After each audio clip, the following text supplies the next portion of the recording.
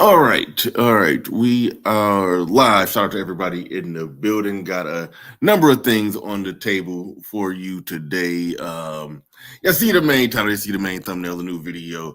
Just she this woman is crazy. But yeah, she put out a new video talking about how Zion is beating her, and that's why he was paying her to keep her quiet, and and he not paying her. So I guess that's why she.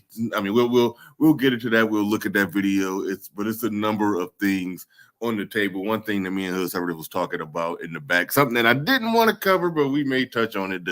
The chick who kissed Nick Fuentes on the cheek, she actually appeared on Obie Allen's show. And I listened to 5 minutes of the conversation, and it was interesting. So we'll probably do a live react to that. And it's another ongoing thing, another ongoing thing that's happening that we'll cover. So we got like 3 topics on deck. So strap on in. Let's get ready to go. Let's get it.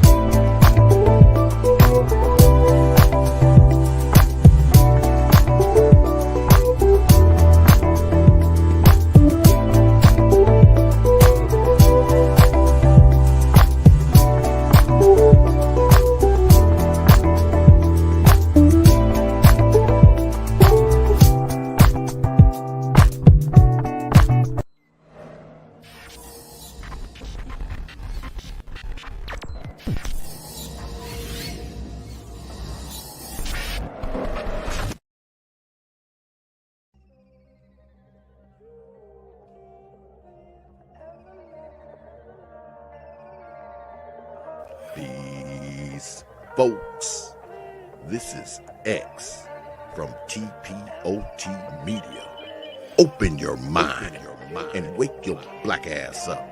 You know what time it is. Hit that damn like button as you make your way in the door. Grab a seat, settle in, get ready.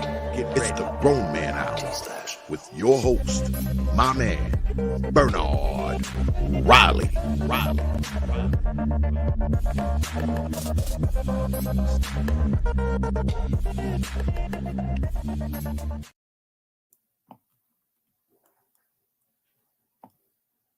Welcome to Machismo TV, the ultimate destination for modern men seeking to upgrade their lifestyle.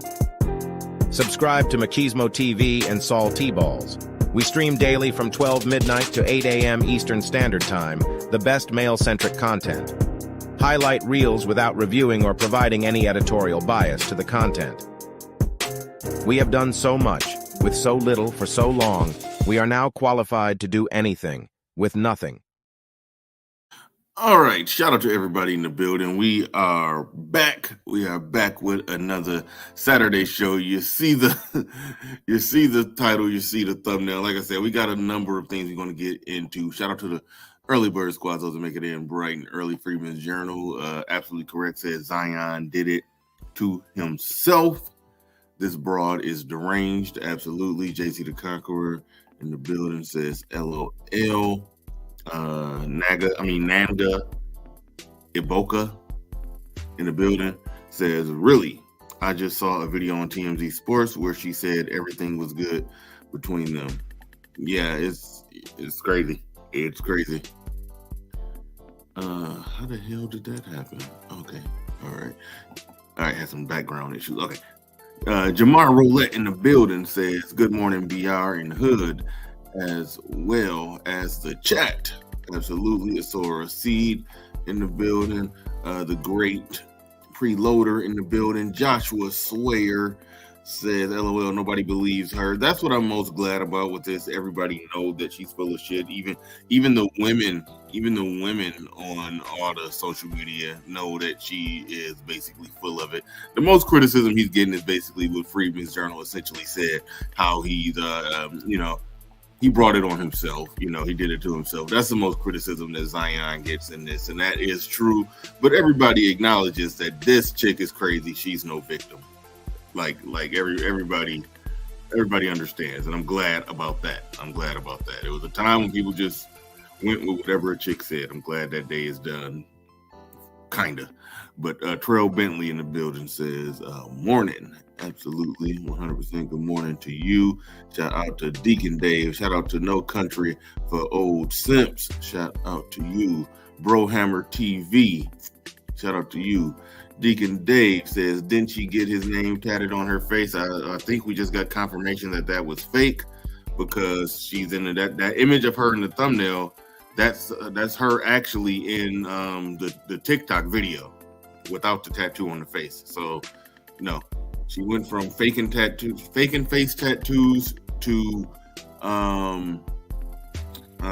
claiming that he's beating her, and still adding the NBA and the Pelicans. So yeah, that's still going on. Shout out to Black James. Shout out to Terrence Randall. Shout out to Charles Merchant. Shout out to American Negro. Shout out to God Flow, the one thy hate. Shout out to RM, says she didn't even have a stocking full of oranges style bruises on her body. Shaking my head.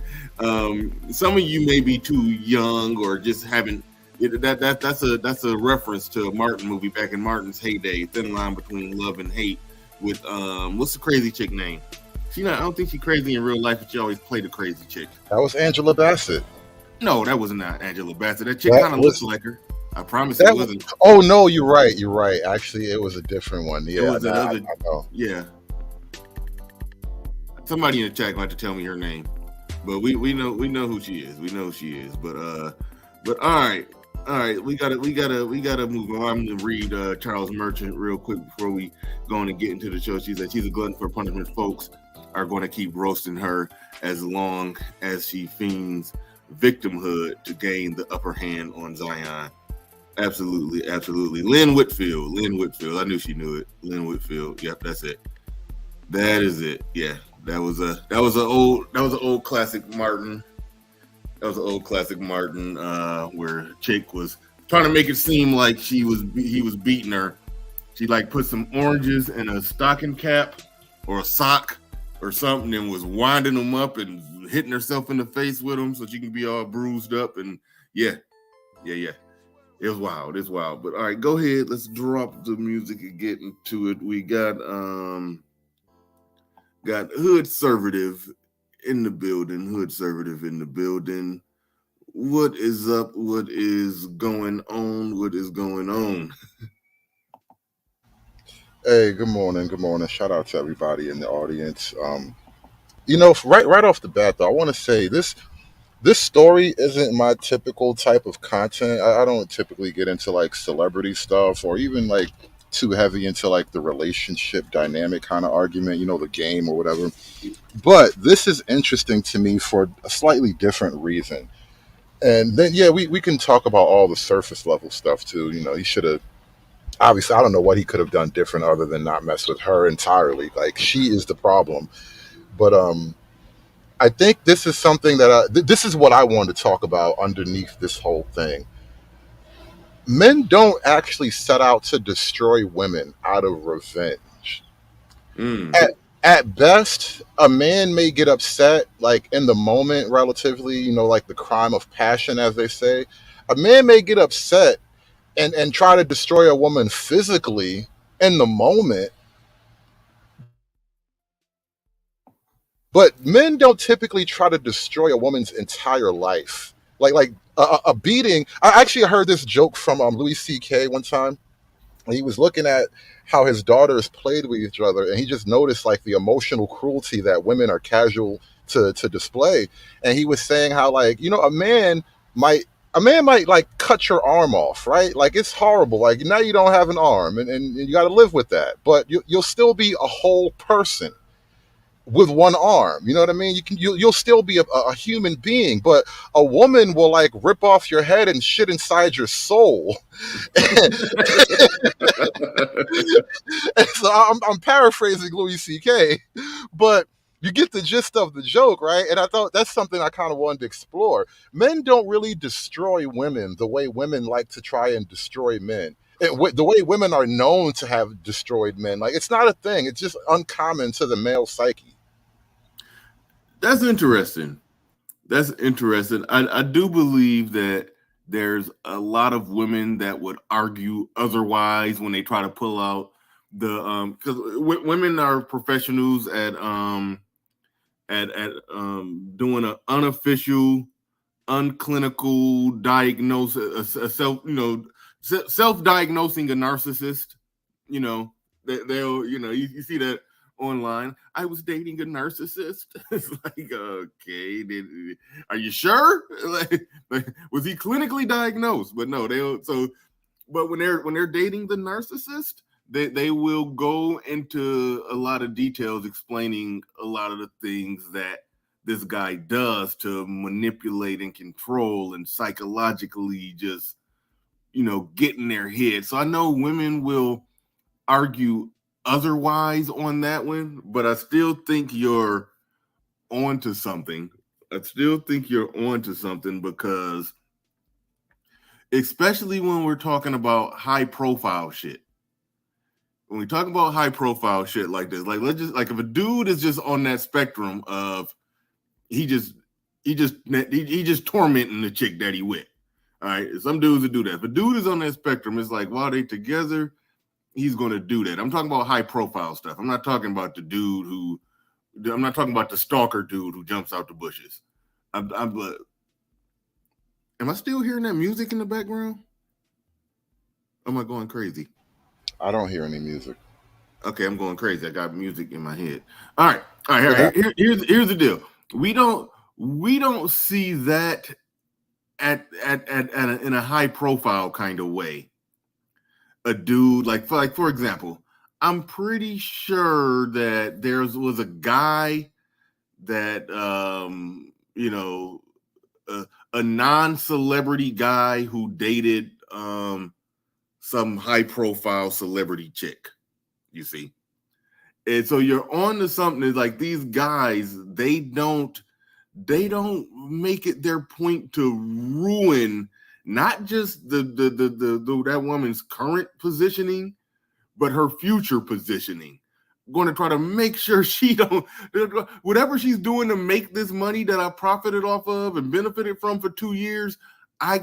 While I'm leaving her, I got to make sure she can't make no more of this money. You don't see guys do that, but you're on to something that so women, they will try to utterly destroy the guy because like we said in the video we're going to play, we can look in the comment section. I mean, we know not the comment section. We can just look at the video. She's adding the NBA and the New Orleans Pelicans. She's adding them. It's like hold on, she added them for real? Oh wow. Yeah. Oh no, she's still doing it. And that was I think the straw that broke the camel's back where they eventually got her off of Twitter. So I don't even know what platform she's doing it on now. I don't know if it's Instagram or I think she's on TikTok. Yeah, it's right there in the thumbnail. I just said it. So So now she's on TikTok trying to see how far she could push the envelope on TikTok. So before we get into that and roll the video, Charles Merchant in the building says a woman will go and let a stranger cream pie her. Okay, wow, we going all the way there with porno language. All right. She'll go and let a stranger cream pie her and return home to her boyfriend/husband, go down on her, and she will gain satisfaction watching him enjoy the mess. Yeah, there's a certain percentage of people that are into that. You never saw that viral video? What do we get for $10? Everything you want. Go ahead. What'd you say? You never saw that viral video clip? This actually went around the manosphere a little bit too, but it was from a white podcast. But basically, this girl was saying how she had a boyfriend but she had an ex at the time that she liked, and she went and banged her ex raw, and he dumped one in her, and then she went home to her boyfriend who wanted to have sex, and then he immediately went down on her, and she was like, okay, like she didn't stop him, she didn't stop and freshen up, she didn't none of the girly stuff girls do when they want to get ready before sex, like none of that stuff. She was just like, okay, that's who you're dealing with, gentlemen. That is wild. That one is wild. Oh man. Oh man. Yeah, yeah, I had to take a little time out on that one. But all right. All right. Cole still said he saw it. Yeah. Okay. All right. I had to take a breather. All right. I'm back. All right. All right. Let's let's get into it. I'm reaching for the video, but no, you got an interesting concept going. About how they do reach to utterly destroy. And what do you think about the thing that they've said on that is because women can't physically abuse men the way that they want to with the degrees of success that they want. They still do statistically, but they don't leave the marks that they want to leave with the physical abuse. But that's why they go to all that other shit. What's your thoughts on that? I've gotten that vibe from girls I've been with. Like, I bet you if you could whip my ass right now, you probably would, but you can't. So you got to just seethe and do other evil shit. Like, that's really what's going on. If you could whip my ass right now, you would. But here's the difference, and this is why I'm a misogynist, because men are just better. Men at any given time, even though those relationships where we pointed out, one-sided violence is like 70% female based, right? It's usually the woman who's committing one-sided violence where nobody's hitting back. It's just you beating on some guy, right? I had this conversation with my children the other day. We were in an Uber, and my daughter. Hey man, that's some content. Conservative conversations with his children. Bro, listen, I be thinking about wild stuff to talk to my kids about. Like I was doing some Pearl content last night, and she does this whole thing with a whiteboard, and I was reviewing that stuff, and I was like, you know what, Pearl would be an excellent middle school health class teacher. Like I should have had this shit instead of that goofy stuff in my middle school. But anyway, I was thinking about like something that I was a moment with my kids, and we were in an Uber, and my youngest daughter is younger than my son, who's like the middle child, right? But he's a lot bigger than her, just way bigger than her. And boy, girl, but they're only like barely a year apart. Now he is way bigger than her, but he doesn't hit her the way she hits him. And so I'm watching something go on, and I explained to my daughter, I'm like, you realize at any given moment he could beat the hell out of you, but he doesn't because he loves you, right? Like, you understand what's going on here. I don't want you to get the impression that you can just, take advantage of him and that's how it is. Like, he's holding back. And then I told my son, stop letting her win. What the hell's wrong with you? Because, Hey, hold on. What did your daughter say in response to you breaking that down to her? Oh, she didn't say anything. She just kind of looked at me and let it go. She doesn't argue with me, no. But it was a thing that I felt I needed to say, because I'm watching like their interactions over time, and I could see, and you know how it is when you're like a boy surrounded by girls, they'll always tell you to not hit back or not, you're basically going to have to take L's a lot. And so when I'm with them, I'm like, no, this is not going to work. This is not how this is supposed to be, because that's the reality between men and women. It's like, I might let you get away with something, but I need you to understand that at any given moment, you are being allowed. And that is my power. I allow you to do all these things that you think you're getting away with. And the thing with men, though, right now in this time, in this age, is that we don't really see it that way. We just think that's how they should be. It's like, no. You allow things. And at any given moment, you can put a stop to this quickly. But for for a lot of different reasons, some very real, we choose not to. Yeah. No, that's very true. Very true. All right. All right, let's roll the footage. Let's roll the footage. You guys, I literally did not want to come to the internet, and I'm just tired of saving face for this man that's completely disrespecting me to the world, and I literally have to take this. Every time I come on the internet, people are bashing me because of this man, literally, and I'm tired of it. He knows he said he's gonna send me $62,000. I have yet to receive that since June. I'm literally here, like, he's literally a liar. You guys, everything he says, he's a liar. He's not who he says he is. I literally been saving face. I did not want to come to the world and let you guys know what he has been doing to me my entire relationship with him. He is a woman beater, and the NBA needs to know this. I literally Real quick. so many NBA needs to know You gotta that. stop it. You gotta stop. Now, when I first saw this video early this morning, I thought at that moment I was gonna see a black eye, a bruise, some light discoloration. Yo, she lowered her sunglasses to show me a perfectly healthy eye.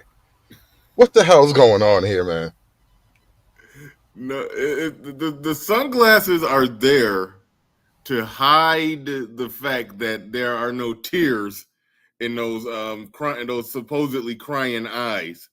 And even when she lowered them, she lowered them like she was wiping a tear the wrong way. He is a woman beater, and the NBA needs to know this.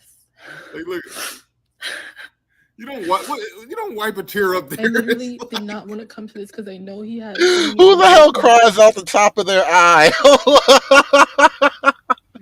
How you crying from the outside of your eyelid? Like, what the hell was that?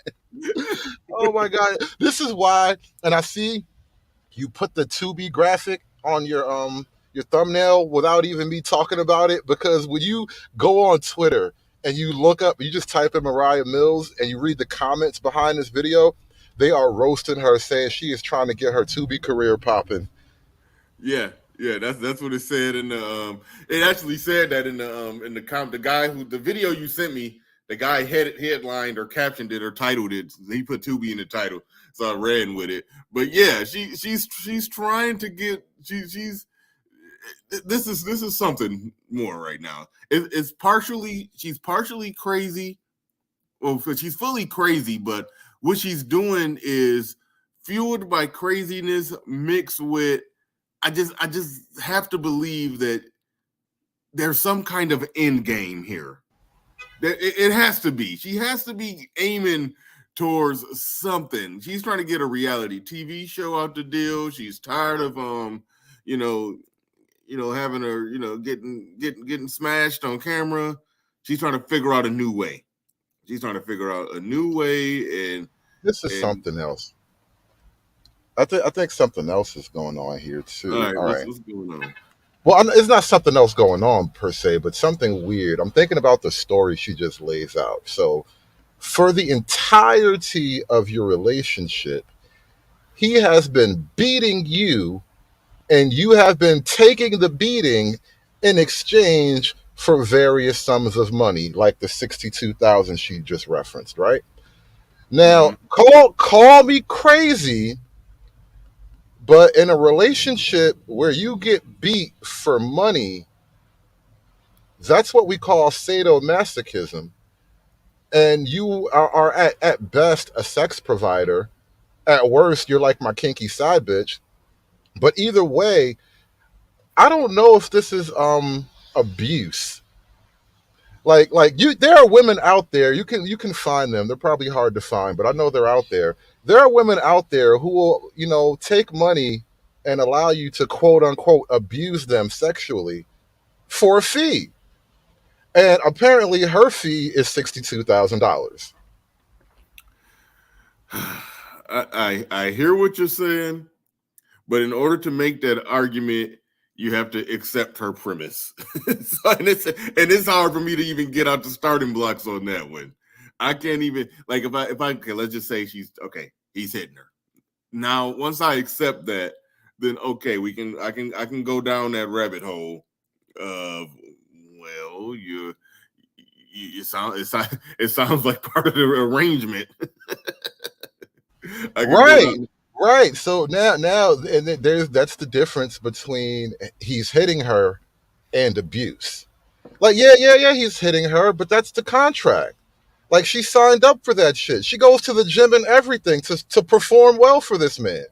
So, like, am I now supposed to think that him fulfilling their contractual obligation is a crime on his part?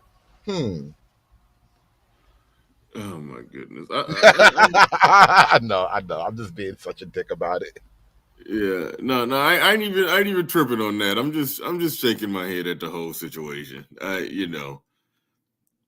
As a basketball fan, I hope Zion just have a good season, and they I hope they need to do her like they do do her like they do Nick Fuentes. Just ban her on all social media. I support censorship. Just get her the hell on. Just get her the hell off social media, and let's just hope Zion have a good season and this gonna be behind him. But I don't see him. I don't see him not being stupid in the future. So it ain't going anywhere. But go ahead. Don't ban her. Don't ban her. Let her talk, bro. Do you realize how powerful let her talk actually is?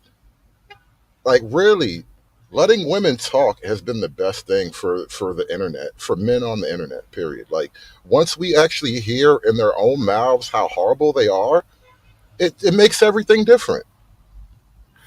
You got a point there. That's why I loved what Kevin Samuels was doing, and I hated that so many people, so many men, associated with the space was hating on him. I'm like, he's confirming a lot to on a world stage all the shit that we've been saying on Panas. That shit is being confirmed live, live in real time. So it's like that's so. No, I do hear you. Letting them talk does a whole lot. Letting them talk does a whole lot. But Like, goddamn, I want her courtside wearing a "That's My Baby Daddy" t-shirt. You know what I mean? I want her to be outside the arena, banging on the bus windows as he's pulling into a playoff appearance. Like, I want these things to happen. We need these things. We're in the manosphere. This is our energy fuel right here.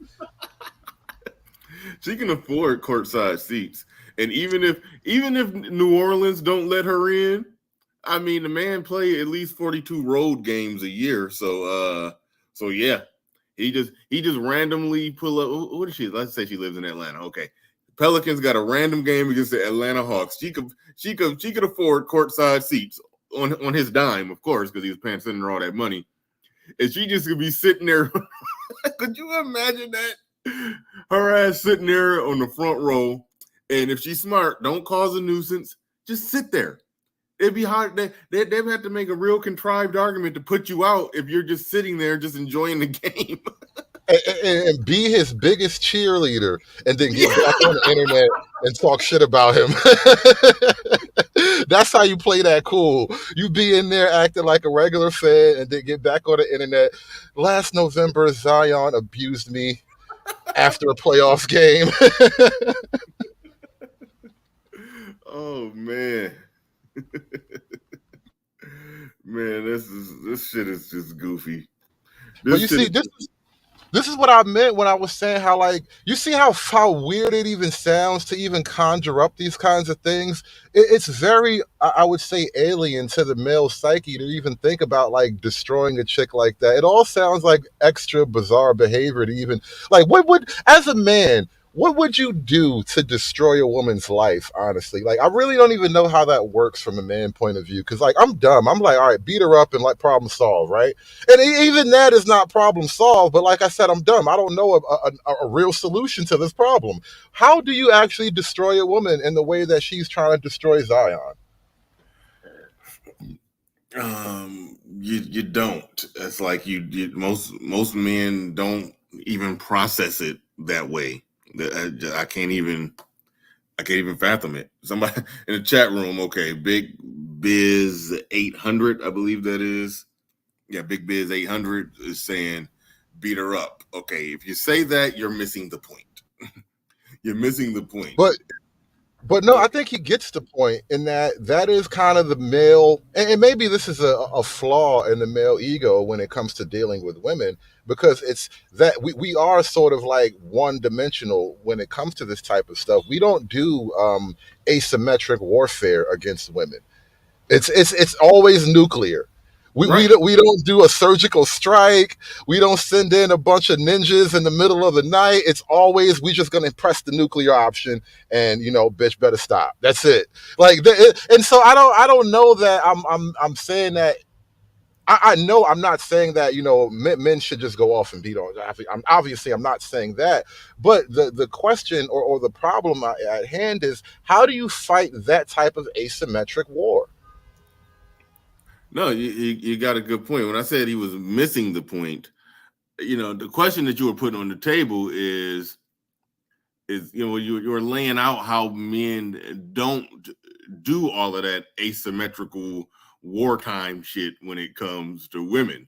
It's just real straightforward. It's straightforward, it's blunt, and it's easy to see. You could easily see a man backslap the shit out of a woman. You could easily see that, but it's not so easy to see all the diabolical 10 moves ahead shit that they got brewing up and cooking. It's like, so and so yeah. So when you say how do a man try to ruin a woman's life like that, they don't. Like, hitting her, like, it's bad. You don't hit a woman. I'll firmly say that. Not supposed to be going around beating on women. However, hitting a woman does not do what she's trying to do. If she can't benefit from him no more, she wants him no endorsements, no NBA contract, no new money coming in. Eventually, not able to pay the property taxes on his current on whatever he owned. She want this man to go from rich $100 million contract to practically homeless. Like, that's what she wants. I'm sorry, that's not that, a backslap. Bring on the backslaps before somebody do that to me. bring on the backslap. I just remembered. I'm gonna share a kind of a semi fucked up story. It's not really fucked up. It's funny as hell to me though.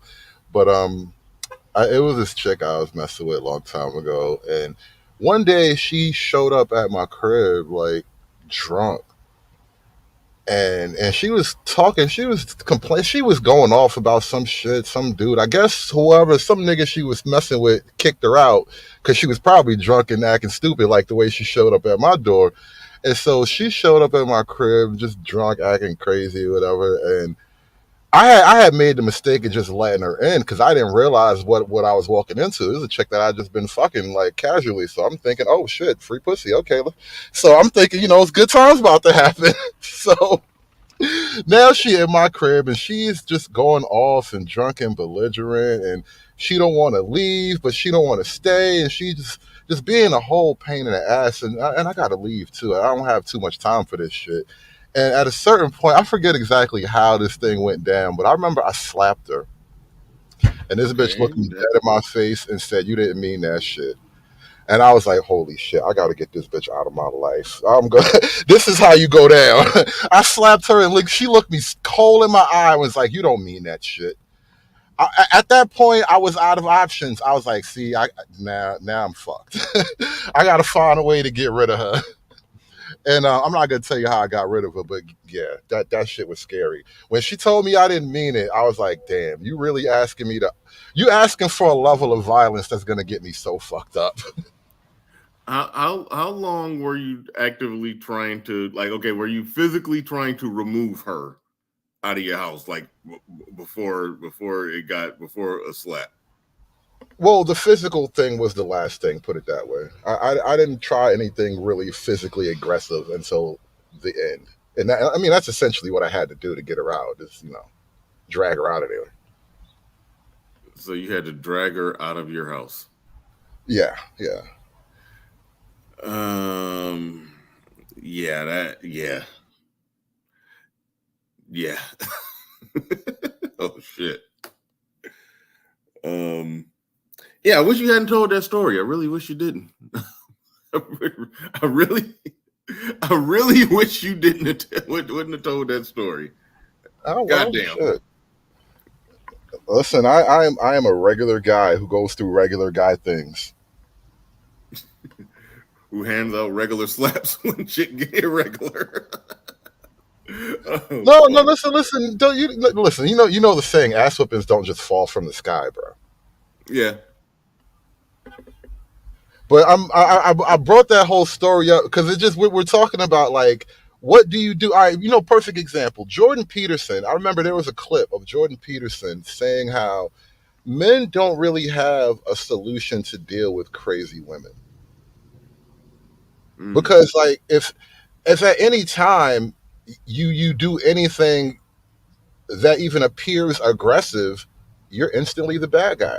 Like look at the Jonah Hill thing. Look at the Jonah Hill situation. Like he didn't even touch her. He didn't do nothing. He just said some things, and now because he wants me, he tells me what he wants. Somehow that's abusive, and it's like wow, there's nothing you can do in these situations. Apparently, you just got to eat these things. All right. MD Brooks in the building with the $2 super chat. Shout out to you. Terrell Bentley. Terrell, I don't even know where the super chat's at. Where we at? Terrell Bentley, shout out to you. Says, you told Harpo to beat me. Oh, man. Shout out to you. I appreciate everybody supporting the stream. Yeah, that's wild. Let's roll the rest of the video. I mean, it was almost at the end. It was almost on the end. Hold on, let me roll the rest of this. I literally did not want to come to this because I know he has so many endorsements. But Zion Williamson is a woman beater. And the reason he was paying me off is... See, that's what the shades are for, to cover up that there's no actual tears there. That's what the shades are for. So I won't come to the world and tell everybody.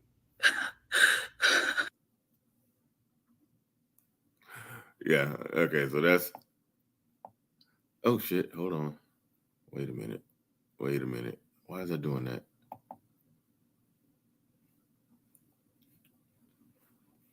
Hold up. I completely messed that up. Give me a second. How do I get that back? All right, screw it. Hold up.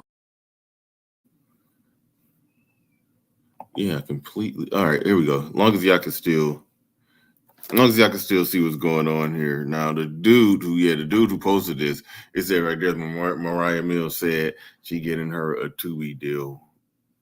But the comment section is riddled with people who know damn well she's full of shit. She's clearly aiming for basketball wise. The fact that failed rapper is trending right now, and we all know exactly who this is about. Let's see. Oh damn! This ain't the video with the comments I was looking for. It was some funny comments. This ain't even the video with the comments I was looking for. But all right. The other little part of this before we move it on. The other little part of this that I'll pull up is she actually posted this shit right here. This is coming from her. I guess that's her Instagram. She's still on the gram. Let's move that fair use thing out the way. All right, now it's saying she posted a video of somebody else who got beat up, or I guess it says no woman deserves this. You can't silence me anymore, Zion. See, here's the goal right here. You can see it with the at NBA at Pelicans NBA. She's on Instagram adding them. Zion has been beating me since 2022, and the monthly payments he was giving me was not to go to the press because of his endorsements, and she put all his endorsements in there. Starry Lemon Lime. Okay, I didn't. Oh yeah, I do. I have seen those commercials. Jumpman 23, and then now she putting a bunch of hashtag domestic violence awareness stuff in there. The gift and money isn't worth my life, Zion. So that's the level of that's the thin line between love and hate level of crazy that this man is dealing with, getting entangled with this crazy chick, and there it is. There it is. Any final thoughts or takeaways with this? I bet he's sort of Zion is like kicking himself every day. Like, damn, bro, was it really worth all of this? Like all the money you spent just to get this. Yeah, yeah, yeah. He got man, it's like like everybody was saying in the chat room, like Freeman's Journal was saying in the chat room, it's true. He absolutely 100% brought it on himself. Ain't no ifs, ands, or buts about that. Ain't no getting around that. But it's still just it's stupid as hell. It's stupid as hell, but it is what it is now. I mean, I actually don't look at it so much like that. And as far as Zion is concerned, I tend to take a different approach with that thing. I don't know that there's anything quote unquote wrong with a young man who's like in his physical prime, making all this money, getting to have sex with whatever girls he wants to have sex with. I don't Yeah. think whores should be allowed to just ruin your life because whoring doesn't work as much as they like it to. Like, that's kind of my problem with it. I don't really blame Zion all that much. But yeah, we live in the modern world, and this is a modern threat that you should be aware of, and you definitely fell prey to it. But we give whores way too much power. That's ultimately my biggest criticism of this whole thing. No, I agree with you 100% on that. I do. However, there's still a however. It ain't like he just caught her videos on on one of the the X video, and like he just caught her videos and said, "Ooh, I like her," and then used his celebrity status, just hit her up hit her up, hooked up with her, and that was that. He got some ongoing thing with her, like Well, she's a porn star, so I'm not even buying that. Like so you just what? You're gonna spit game to your porn star? That's you really think that's how it works? You're gonna make her like you? Yeah, fair enough. So okay, so you support him paying, but goddamn, the price was too high. Can we agree on that? Yeah, yeah. That's kind of where I'm coming from. The price was too high. This is it's And weird. This is and why also, businesses hate hold on, unions. wait. Also, if you're paying, then feelings and emotions should be kept out of it. If she making it 100% transactional. Did a show yesterday on that. She making it 100% transactional. Okay, come up with a decent price. Ain't no feelings, ain't no emotions. Y'all just getting together, y'all hooking up, and then y'all separate, and that's that. No contact. Like that. So it is some stupid simpery stuff going on in there. It's not really too many ways to get around that. Like he wasn't moving properly with it. He wasn't on some I'm the man worth $100 million. I come and go as I please. I call you when I talk to you. We together when we together. We apart when we apart. No, he clearly just looking at the okay. Here's the point. The point that I'm trying to make. Those early text messages. It was literally talk of him moving her to New Orleans. All right, that's where he's on some stupid shit. All right, that's so it's like Maybe yeah. who broke the whole code though? Right. Him moving her to New Orleans is just that's her getting a better whole contract. But who actually broke the whole code? So what if he got some other bitch pregnant? You under contract. Like True. I don't buy that. She broke the whole code. I don't forgive a hoe for breaking the whole code. This is the one thing you're supposed to do. You had one job. Yeah, no, I give you that. If this man was paying you, the only thing that should have mattered is if he was paying you. He could have wifed up that chick. Is he still paying you? Is he still paying you X number of dollars a month? And if so, she was just supposed to shut the hell up and get the money. Because I'm pretty sure he was paying her more than her adult film career was paying her. So yeah, I agree. Fucked I up her agree. retirement plan. See,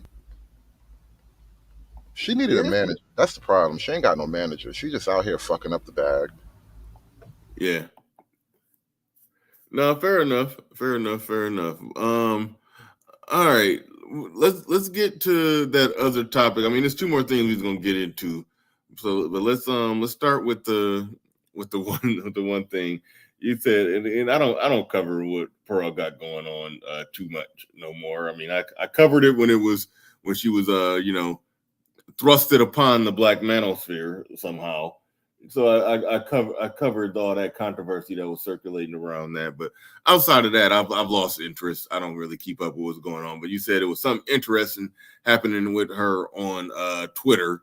So I'll let you go ahead and explain that. We'll touch on that. Then we'll get into a more interesting topic that I wanted to avoid. But go but go ahead. Yeah, so it's no secret. I never made it any kind of secret. I subscribe to Pearl. I listen to some of the content.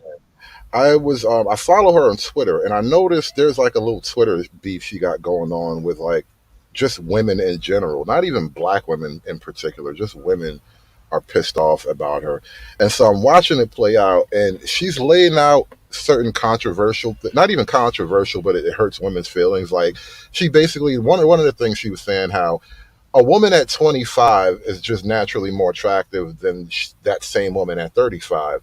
And then all these chicks on Twitter start saying, well, I'm 38 and I'm prettier than Pearl is. And I'm like, Jesus Christ, all y'all gonna like intentionally miss the point. Like that shit was funny. But another thing that's recently come up is something this is what I really wanted to explore just as a conversation. But Pearl has laid out a certain argument that's pissing chicks off right now. Even the so-called like conservative Christian. It's so funny to watch conservative Christian women go against this concept. Now, Pearl says that, and this isn't even about high value men. This is just a fact of life type of statement. Pearl says that a woman getting cheated on isn't necessarily a big enough reason to break up a family. So the fact that he cheated and it's out and it's exposed and the fallout, whatever it is, that in and of itself doesn't mean that as a woman you should just feel empowered to destroy the family. And so I'm watching a lot of women, I did a video about last night, or one of the videos I covered was something about the black pill incels or whatever. And it was funny because it was coming from this conservative Christian woman. I called her a conservathot. But it was weird watching like a lot of these conservative women rail against ideas that are actually technically biblical. But Mm-hmm. I'm looking at the Pearl thing, what she said, and so I'm looking at the premise like, all right, all these Christian women are saying that it's okay to break up the family if the husband cheated. And so I keep responding, but forgiveness is divine, isn't it? I thought that was a big part of the Christian ethos, right? Is forgiveness, especially when things like the family are on the line. And I don't think anybody's laying out the argument that you should just be forgiving continual cheating. We're just sort of making a one-off type of argument here. But I just thought it was weird that forgiveness was like alien to all these so-called Christian women. And I think that's actually a bigger point. And I've heard another comedian, I forget exactly who, I think it might have been Corey Holcomb, years ago, make this point. He was saying, like, I don't understand how a woman, she got a man that she love or whatever, and he mess up and he cheat on her and she find out and then she break up with him. It's like now all you got is a stranger cheating on you now. I don't know how that's any better. And yeah, think about it for a second though. That is low key the reality you're facing as especially you're a mom, like you're a wife, and your husband gets caught banging his secretary or something like that, and now you got to deal with that. And it's like, is it really better to spend the next X amount of years just banging this guy and that guy, hoping he's the one who sticks around. Is that really better? And so that's the whole debate going on Twitter. And then I've kind of, even before this debate came up, I've kind of already came to that same conclusion, because I'm like, I've seen way too many women get cheated on and stick around for me to think that it just absolutely destroys them. And no, I've seen too much. I know it doesn't just destroy them the way they want me to think. Yeah, yeah, I hear you. I definitely hear you. I'm pretty much with you. Especially if we're talking about, the inner workings of a family. And like, look, if somebody is just out there just completely just goofy and reckless with it, just repeated goofy and reckless, and there, I do see how problems can arise.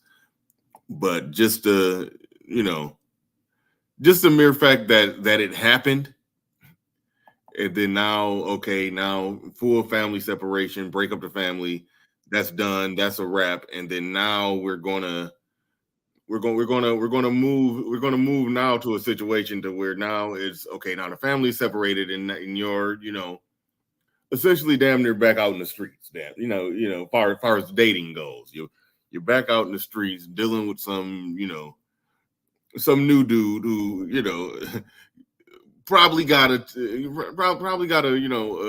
a casual hookup acquaintance or two already. And so it's like you're going Right. from going from being in a family to being in some dude rotation. So yeah, I get it. I get it. And look. At least your husband is supposed to be faithful to you. At least the boyfriend is a lower standard, but at least your boyfriend theoretically is supposed to be faithful to you. You know what I mean? So it's like you're gonna throw that out for essentially a crap game. You said a crap game? Rolling the dice, you're playing craps. Okay. Not even craps. It's a roulette actually. You're throwing your pussy on a roulette table, hoping you get that double zero, which is commitment. Like there's everything else is, different levels of black and red, but then there's that one double zero, and you're just throwing your pussy on the roulette wheel, hoping for the double zero.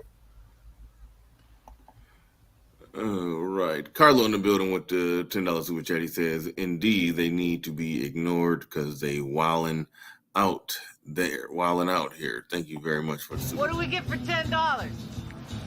Everything you want. Shout out to I don't know if that's L2 or like Lee. I don't know what's going on there. I don't know what's going on there, but shout out to you. He says, we don't support beating women. I concur with that one. We don't support beating women. If you can, walk away. I approve that message. I approve that message. Just to be clear, I certainly approve. All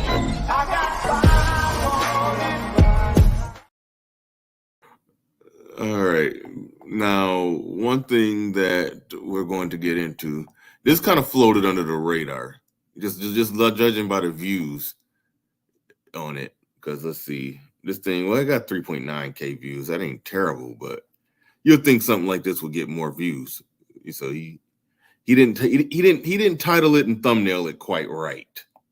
But on the We Need to Talk channel, Obi Allen, he interviewed the chick who kissed Nick Fuentes on the cheek when she was on Fresh and Fit. He interviewed her. And like I said, I did not want to cover this shit because I covered it twice and I was done with it. And so, but here we are, rounding our way back to it. And here we go. So he's about to bring her on. I've seen like a random 5 minutes of it in the middle, and it was interesting. I don't know how interesting this conversation is going to be right from the start. It's fair warning. I don't know what they about to be talking about here. This is just a random live react. Shout out to the We Need to Talk channel. I know a lot of people around these parts don't like him, probably for good reason. He do be shitting on the manosphere, but I mean, he's made some really good content, and whether he like it or not, whether he likes it or not, he he with all the togetherness in Black community and save the community stuff and everything that's going on. I ain't even trying to get into that, but I don't know. He grew his channel dunking on the modern woman in back and forth debate, basically the same shit that he would criticize other people for. But so that's one criticism of him. But other than that, I do respect what he's doing. He does great content over there, and those discussions that he's had with those women is every bit as much as eye-opening, for as what Kevin Samuels' discussions were when he was having those discussions with those women. Like, so he does content that I think people need to see. So I'll say that about the man, and we about to roll it.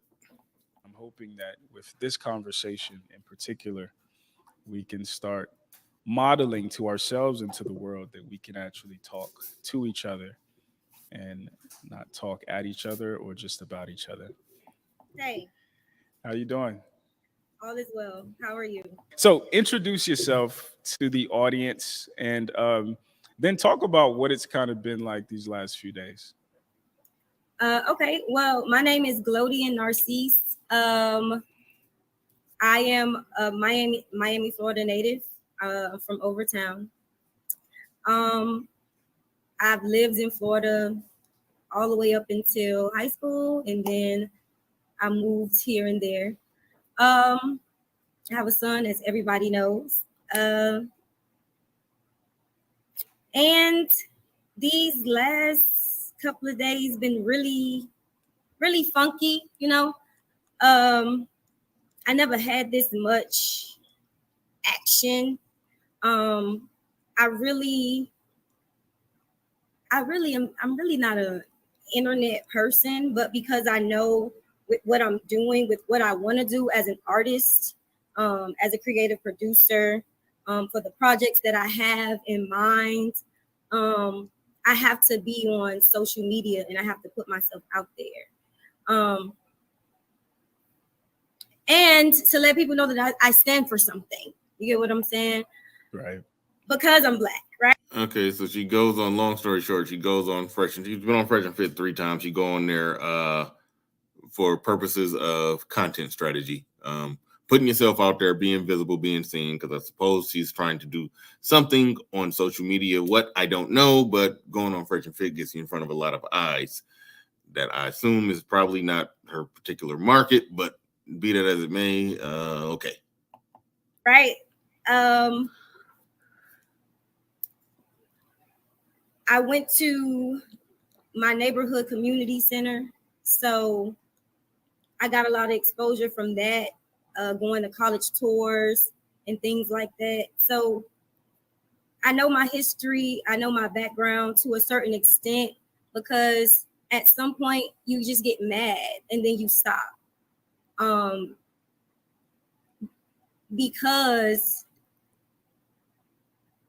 it's so wicked. You get what I'm saying?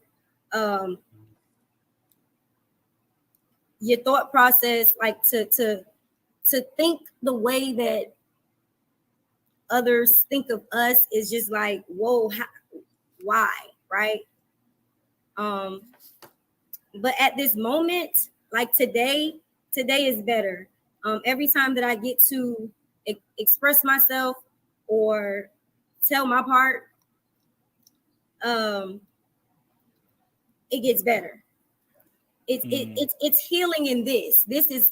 I knew I should have skipped the beginning. And this is getting tedious and a little boring and a little annoying. I knew I should have skipped the beginning. I should have skipped right around to the part where I started listening, when it was getting a little more interesting. But we'll suffer through this a little bit. For me. Yeah, you gotta like put this on 1.5 or something. However, system. But anyway, I'm gonna dial back. No, it's all good. So talk to me about, they say hindsight is 20/20. So when you're looking back, first of all, explain how you even found your way on Fresh and Fit, and then what happened. Now go ahead. Okay. What happened? So they usually DM. So they have somebody DM you, right? And then you confirm, and then the producer has to approve, right? And once he approves, you're in. So, like I said, this is my third time. My first two times were conversations about relationships. And what I mean is, you know how Myron goes on his rant about women and how he feels about them and his perspective. So I was ready to come with mine. You get what I'm saying? I wasn't prepared to talk about social politics at all. So you get there, you get what I'm saying? You do all of the things, waivers, everything. And they take you on the balcony, right? They show you around. You feel me? You get to do the thing. When you think about it, the whole thing is just like to set you up, right? Okay, so you see the view, because what woman doesn't want to see a view? You get what I'm saying? Drinks, right? And then now you get to take a picture. So hold on. Yeah. You got seduced. You got seduced is what I'm hearing. Like they took you out to this nice fancy place, and you just a girl from Little Haiti. You ain't never seen nothing like this before. Got you drinking these fancy champagnes, and now all of a sudden you done lost your mind. You about to give up the goodies to this white supremacist. You wasn't even here for that, man. Come on. Yeah.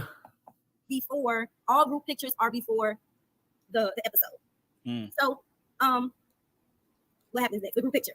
So I see Nick, and I'm She acknowledged that the group pictures are before the episode, but I think later in this part that I saw, the kiss on the cheek was after the episode. So everything that happened that was, worthy of pissing off, pro-blacks or black people in general, I believe the kiss came all after that, and I think she could try to talk around that. I haven't heard her do this, but there are some, pro-black people that's on some I love all people coming. They'll hug their enemy. Like she could have tried to cloak it under that, but she didn't. But try her. It's some subtle manipulation of the conversation, hoping that Obi don't pick up on it by her pointing out that all the group pictures are before the show, but the kiss was after the show. He picks up on it, but she was hoping he didn't ask that so she could try to make it seem like, oh, well, we look so happy and cuddly in that picture because we hadn't heard him speak yet. That's a subtle, little thing she tried to do there. You know what else looks weird about this whole scene though? And shout out to Obi Allen for achieving this little moment. He is like the speaker of the Black Council. Like she has to come before the Council of Blackness and plead her case. Otherwise, there will be black consequences. Like this is wild if you think about it. I love it. I like the idea of a black woman doing something that is deemed by black men to be out of line, and she has to come before a black man and plead her case. I like it. I approve that message. I do. They always say that black they completely unapologetic and shit that they do. They don't got to explain nothing to us. They don't owe no apologies. They don't but no. I can respect on a level. There's some internal logic and workings that I can see going on here that I actually like. I like the idea of, of women having to come to a black man to plead their case.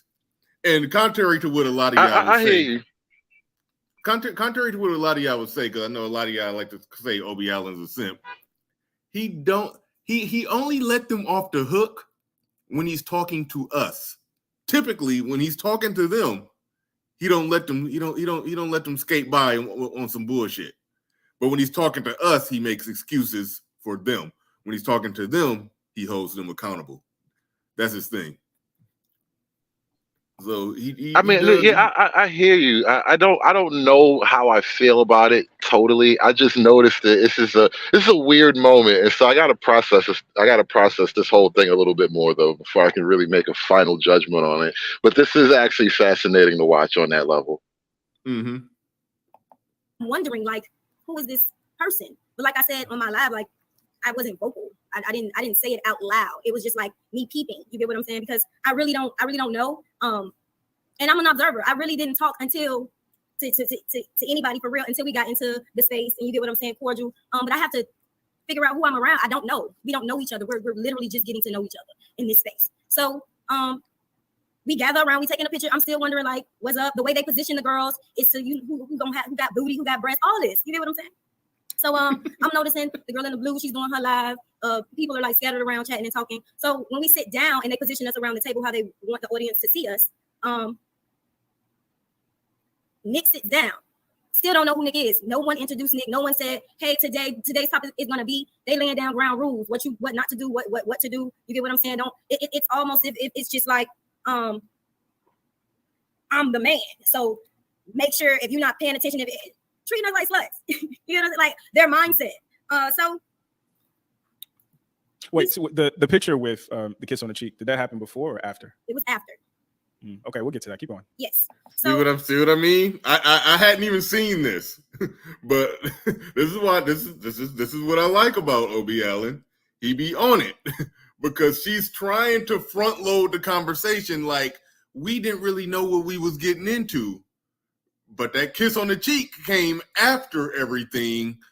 So basically, he just rendered everything that she tried to, slow walk and try to tiptoe into, some excuses.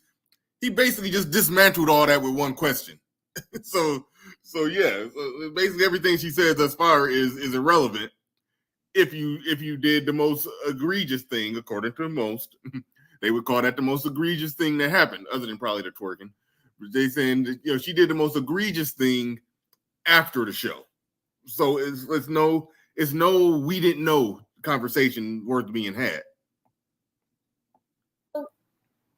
Still don't know who Nick is. We get into it, and we find out who Nick is when he introduces himself and tell us what he social politics. So we just like, okay, like that's cool. Still don't know what we're going to be talking about. Still don't know that Nick is going to be leading this conversation. You get what I'm saying? Myron and Fresh aren't speaking as much. They're moderators. Didn't know that. So when the show started, I peeped Myron and Fresh, hi, you see what you did? See what I did? And it's a bunch of black girls around this white guy, and we just looking like, okay, what are we gonna get into? So we get into it. And when we get into it, for me, looking back at myself, I'm just like, damn, I was so unprepared and caught off guard about it. It was just like trying to think, because it was uncomfortable. It was painful, and I know the key and the laughs, but it's like go with the flow. We did go with the flow. We cooled out. And if that's the words, because that's the word. Can I point out something really quick? But at the same time, I was just like I said, I was trying to think. I was trying to actually accurately verbalize this feeling that I'm getting watching this. There's something about it that's going on that I couldn't put my finger on, but I think I've got closer to it now. These girls genuinely like Nick. I don't think you could watch that video and come away with the opinion that those girls had a genuine dislike for Nick. They liked even when he dropped the N-bomb, they cheered him on. He performed for them and they applauded. And now it's like, holy shit, I forgot all of my black training. I wasn't supposed to like this man. And it's like your black training is going against your natural being. Like, I mean, I hate to be this guy right now in this moment. I guess I'm supposed to be a part of the team of like dumping on her really heavy. And don't get me wrong, it's ironic, and that's why I took joy and it was humor to me, and not joy, but I took a little bit of humor out of it. But it's ironic to see it. But you got to understand, this is what it is. This is who they are. Like, they don't hate white men. They especially don't hate the so-called racist white men. But they say all these things because, the black training is in their mind and they got to say these things. And that's, being part of the team and black. But they don't hate that guy. And so now we're watching her explain why she didn't hate him in the moment like she was supposed to. That's what's weird about this. Yeah, I definitely see where you're going with it. Yeah, no, you actually got a good point. you got a good point in the sense that yeah, what you said about the black training, there are things that we're not supposed to be okay with, but a lot of that is sort of prescripted towards us, is given to us. But in real time, they just didn't have a problem with it, just in the flow in real time. So yeah, no, that's fair. That's fair. Still pushing back because I know me, and I should have been but I wasn't, because at the same time, Nick was saying some things that I had no idea what he was talking about. Things that we have no research, we have nothing, we have no leverage. Wait, she was pushing back though. I gave them credit for that. They did come. I mean, so she's saying they was unprepared, but once they saw what was going on, they did fight back. Granted, they were, with somebody who's obviously more well researched than them. I said the doctor chick, she came off. I mean, she said some modern, been to university, indoctrinated by, the liberal bullshit that they indoctrinate students with. A lot of that was coming out of her, but she still spoke intelligently. The chick that was, studying to be a doctor. So she came off as intelligent. The chick here on the screen, she came off as, somebody with typical pro-black rhetoric, and she did clap back to the best of her ability. So, I mean, I don't know if she's saying that she was supposed to, be cussing them out, because I don't think that wouldn't have been a good look either. So this is where I kind of defended the chicks, because I didn't think that it would have been necessarily if they would have just not liked the situation and just left, then that would have been acceptable. But once you decide to stay, then you've agreed to have the debate on intellectual grounds, even if it's a debate that you didn't know that you were going to have, against somebody who knew that they was going to have it and is 10 times more researched than you. Once you choose to stay, you've chosen to engage in the debate. Cussing him out would not be acceptable. So it's either you have the debate or you leave. Not only that, but it's actually funny. It almost reminded me of the Vivek Ramaswamy versus Teslin Figaro thing, where like she just went into a really weird place. So when she's debating Nick, and this is one of the clips I played on the show because this is so funny. She was like, she basically, Nick said they were talking about schools and black schools, and then the girls were like, yeah, but you got to spend more money. The black schools are underfunded, all that traditional stuff, even though technically urban schools get like the most money out of any schools across the country, which urban schools are usually black. But anyway, she went on from there to make a point about Nick said something about the IQ. That's what it was. So she was talking about the schools not being funded, and Nick was like, look, no, it's not even the money, it's actually just IQ differences. And then that's when this girl goes on to say, well, your ancestors back in slavery time, y'all stole all of our smart black people. Which that in and of itself is hilarious if you think about it. Like, they only stole the smart niggas. And then two, they didn't just steal them, they brought them to America. So like, you didn't really explain for that. But she went to such a weird place where it's like, look, remember what I said when we were talking about this before. I don't think it's a matter of you were unprepared. You just don't know. One, you're not good at this. And two, I don't think this argument wins, really. I mean, yeah. I mean, I wasn't buying okay, she can legitimately say she didn't know, but I don't think it would have made a difference. I mean, she's in the emotionalism, if that's a word, the emotionalism of pro-blackness, not deep into the intellectualism. Like somebody who I guess somebody would try to argue in that instance, in that sense, that during slavery they killed the smart black people. They caught them trying to read. It was essentially not selected for. Damn near at the gene level if they're killing them. Like somebody like I've heard those arguments. I'm Go ahead. sorry to cut you off, my good friend, but do you realize that the first black colleges, the HBCUs, were in existence during slavery? As I understand it, like they go back quite a while. I thought it was So I after don't. I thought it was after Reconstruction. That's new information for me. that Yeah, they that's were. actually new information to me as well. So I'm kind of I'm throwing that out there tentatively because I haven't officially researched it, but this is something that was thrown around in a conversation I was listening to at one point, and I was like, oh wow, never heard that before. But apparently, black colleges aren't something that is like, yeah, yeah. See, the standard RLC says there were like 4 HBCUs founded before slavery, and so I'm only throwing that out there to kind of reinforce, to just to make the point that our stories about slavery might just amount to, adult fairy tales. They don't necessarily track with actual documented history. My only question is, so okay, it's 4 HBCUs founded before slavery. Okay, so slaves was going to college.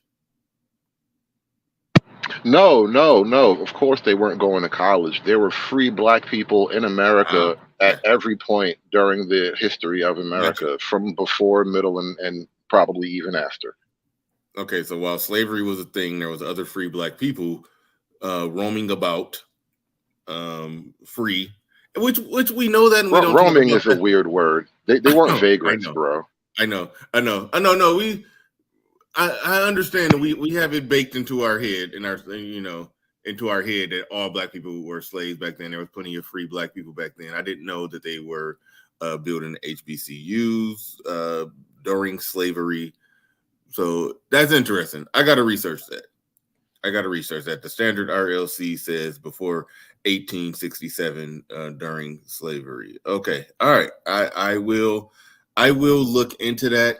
It's unfortunate that the things that was going on that black people were doing in this country, free black people was doing in this country during slavery, um, and dare I even say, based off what some people say, before slavery, because the view is there was no black people here prior to slavery, but seemingly there was. But that's a whole nother thing.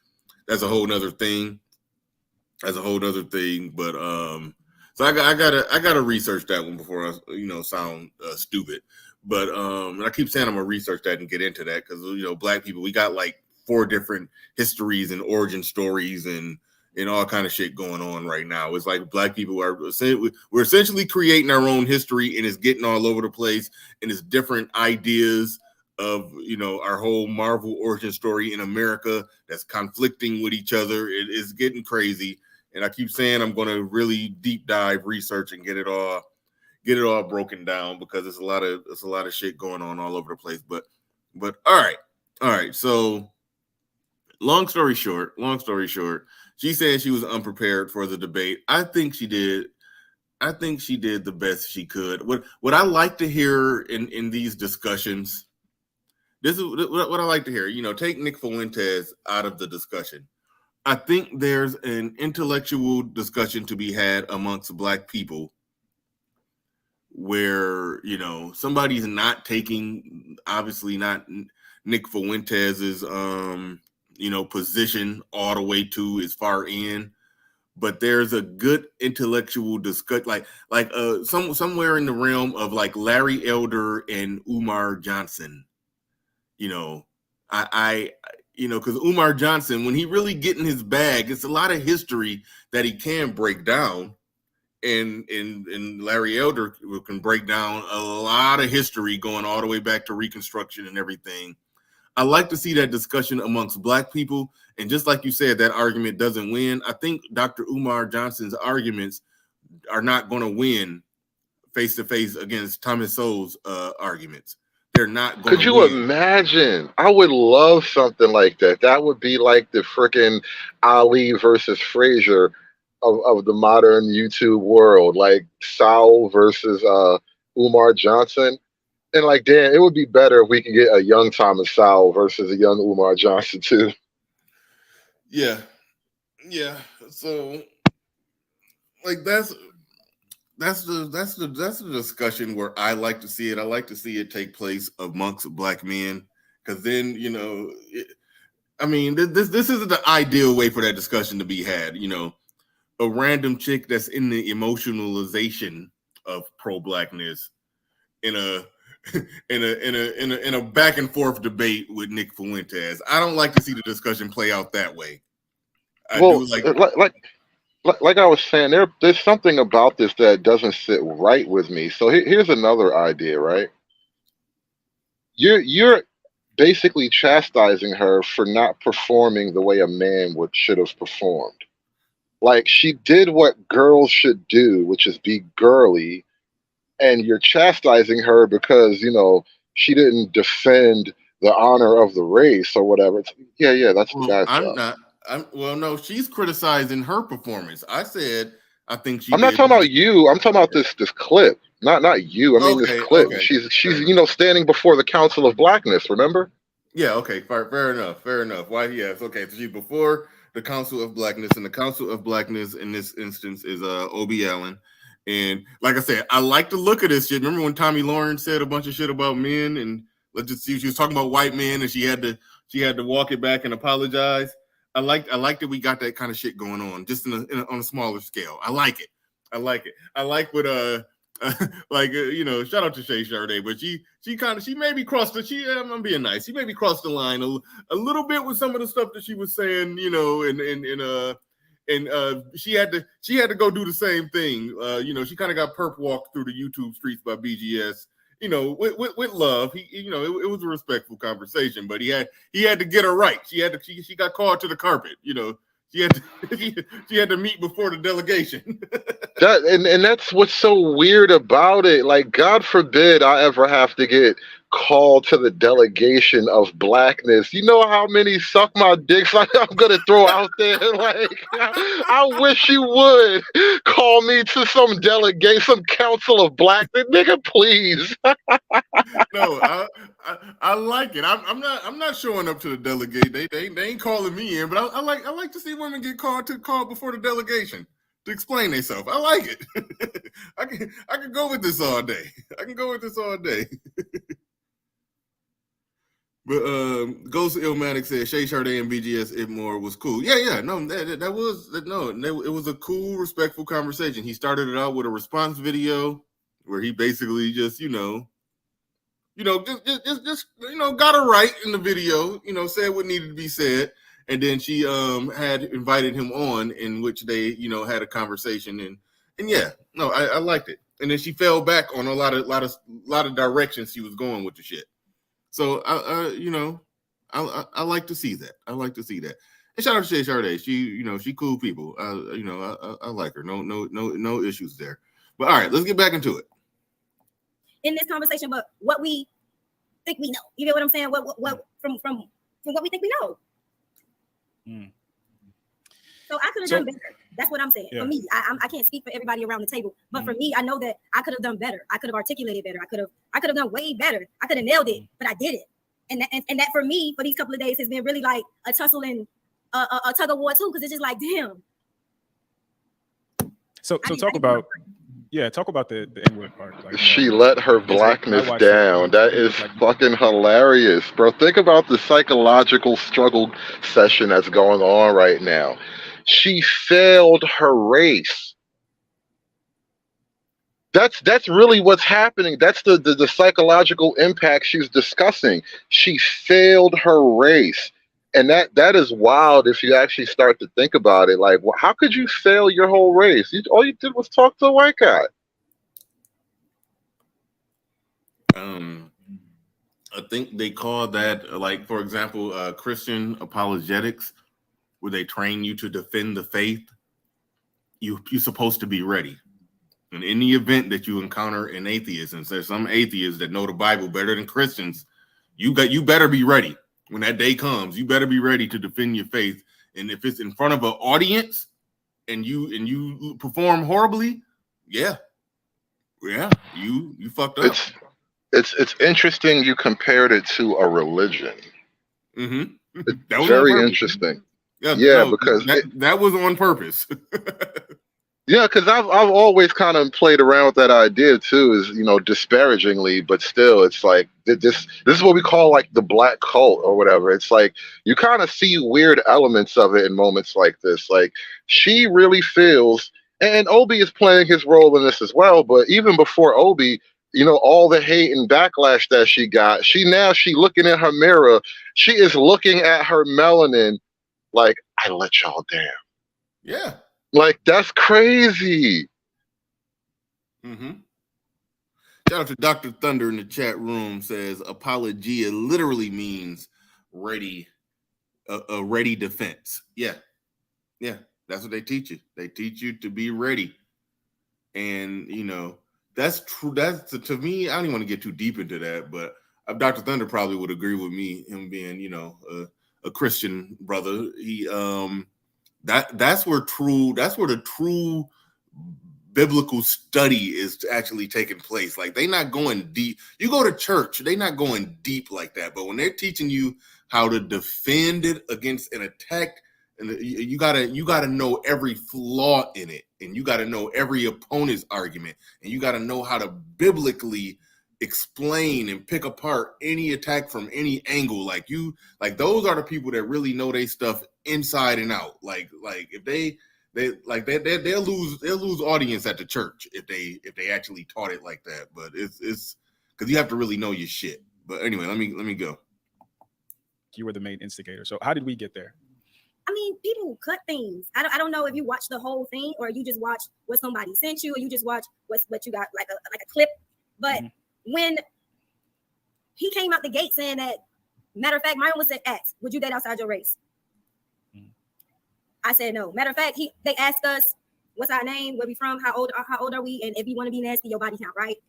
So they asked me if I had a black man, and I said yes, I do. And it was like, well, that negates what his theory was on black women wanting white men, and I just picked up on that. So I'm like, okay, we go around the table, everybody's telling if they got a man or not, and then he busts out the gate with, I want white babies, and I say, I don't like dating outside my race either because I want black babies. So to me, we agree to disagree. We agree on something. To me, we agree on something because I don't care that you want. Wait, isn't she also the girl who said she had a white ex and she didn't like it? I believe she's the one who said that. Yeah, I'm pretty sure. No, I think she said he wasn't white. She said he had color. She said he was still considered a person of color, of some variation, some stripe. I forgot where, but no. She's a really light Hispanic or something. Yeah, something like that. I don't know. So Tony Golden saying he was Hispanic, so we'll go with that. We'll go with that. But all right. Shout out to. Speaking of Tony Golden, shout out to Tony Golden. He said exactly, Hood. That's why the woman king quoted Soul saying slavery as we know it was a part of a narrative versus the facts. Thank you for the super chat. Appreciate it.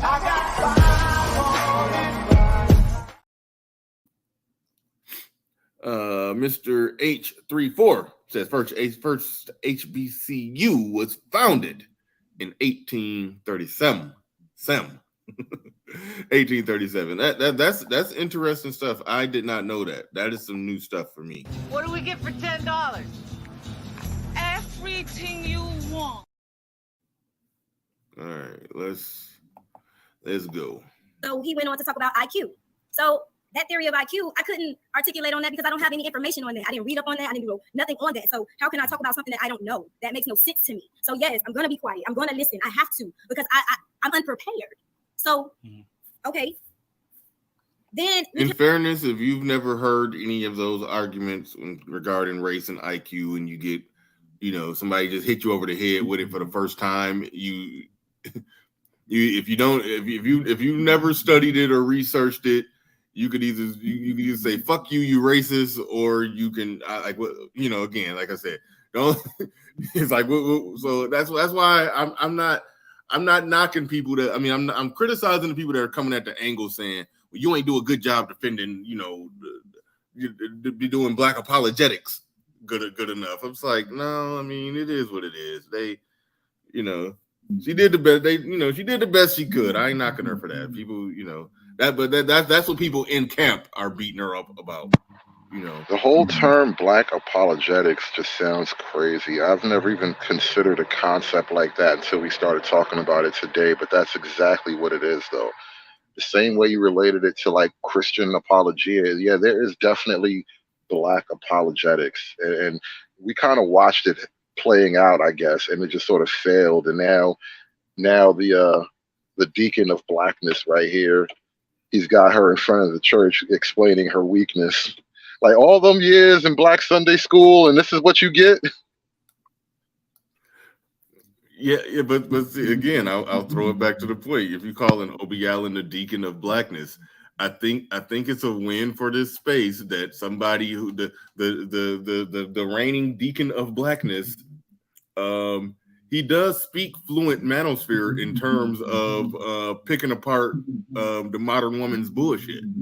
So I like again, I can't speak enough about how I like Obie Allen's platform and what he does. I just, he lose me when he start trying to, not saying anything is wrong with, trying to, come at the men for what you think the men are not doing, but he lose me when he talks to the men and he starts making excuses for these chicks. But when he talks to the chicks, he knows how to cut right through the bullshit. So the deacon of blackness does speak our language. So I dig it. I dig it. No, and to be fair, and this is why I don't really like begrudge that opinion at all, because actually it's if you want that outcome, this is sort of what you have to do. You have to police the borders, so to speak. So on that level, yeah, I'm not totally disagreeing with that. I just I'm watching it play out, and it's so weird to me to watch it happen. It's just funny. I got to giggle every time I hear it. The video continues. It's just so funny. That is interesting. If you want the outcome that he wants, you got to police the border. That's deep. That's what he's doing. That's what we're watching him police the borders of blackness. Typically, though, it's usually the men who get like chastised or castigated for doing something that's so-called anti-black. It's unique in this moment that we actually are holding a woman, over the fire in that same regard. So, like I said, it does work. If you want the certain outcome, this is what you would have to do. But it's new. It's new. I haven't seen much of this before, so I'm just going to be amused. Yeah. Kind of shifted a little bit to, I guess, lighten the load, but then it got into Trump, and then we started talking about Trump, and then that's how we started talking about Hitler, and then that's when they were talking about females. They consent. Like if a guy has this type of status, a man could grab her pussy or something like that to that extent. So we roll into. He said it was comments. It was after a comment. After this comment, somebody asked him about black people coming to his events or what is his numbers with black people or something to that nature. And he was like, yeah, blacks. And he kept saying blacks, and he kept saying blacks. I wasn't the first person to ask him why he was saying blacks, but I noticed he kept saying blacks. I was like, yeah, why are you saying blacks? You get what I'm saying? Because I'm listening. All right, let me ask you this question. Is the term black, Donald Trump is the person who I think most famously said it, and then people kind of made a big deal about it, because Donald Trump was like, I'm doing really well with the blacks, Donald Trump. I mean, it sounds clumsy. Is that offensive? Well, not to me, but apparently it is offensive to blacks, right? But it's weird that, like, and this is kind of the question that was brought up immediately in that moment by I think it was, I don't know, Fresh Fit, one of the guys, but well, what is he supposed to say? Like, what do you want to be addressed as? My royal Negro self? Like, I don't understand what he's supposed to say about this broad group of people that we loosely refer to as black. I don't get why the blacks is so offensive. It's like if you said the whites, people would immediately understand who you're referring to, and they wouldn't really get bent out of shape about it. Yeah. I remember, on the last, this was another show that you had threw out there that I didn't care to do when you had said, let's review the old discussion. I think it's from like 6 years ago with Tariq Nasheed and Jared Taylor. and I was like, I don't want to do that. I don't want to do that. I didn't want to do it, but I was listening. I ended up, just listening to 20 minutes of it myself. Let me just see if it's something that, I mean, I've seen it before, but it was years ago. But so I was like, let me just re-listen to it, and I noticed that Jared Taylor was saying blacks, but I kept listening, and I also heard him say whites like 3 times too. So now I'm paying attention to see if the people that say black also say whites, because if they say black, but then when they talk about white people, they say white people. Yeah, I never say whites. I never say black. It's not in my vocabulary. It's just how I speak. I say white people. I say black people. I mean, you cut some syllables. You definitely reduce the amount of syllables by saying blacks, but I didn't know exactly why it's offensive. But I think you are right that it does sound clunky in a way. Like I don't know. I don't know. It just seemed like something somebody say when somebody was never around. Like, to say it that way. I don't know. I can't explain it if I'm wrong, but I don't know why that's. Is there a proper word? Because see, to say that this is somehow the wrong word is to also imply there is a correct word. And so I'm just curious, what is the correct word? Or is it just he should have said black people? Is it something that simple? Or is there like an actual like black title that we want to be addressed by? Like I don't know what people expect. Yeah, it's that title has been a revolving door for a while now. But let's get back into it. So he was like, yeah, because I can have another word. Nobody will believe me. I wasn't thinking the word was gonna be nigger.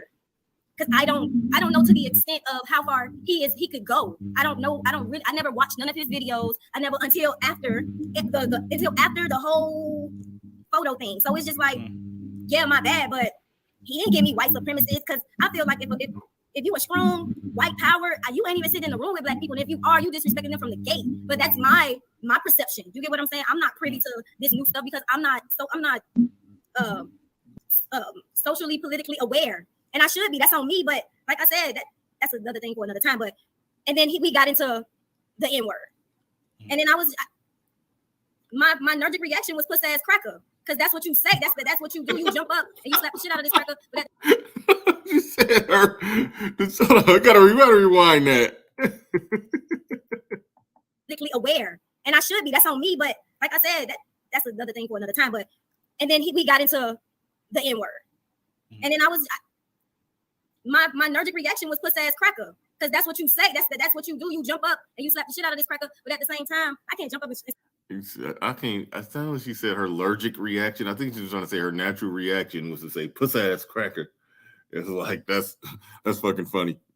That's fucking funny to me. Why? But okay.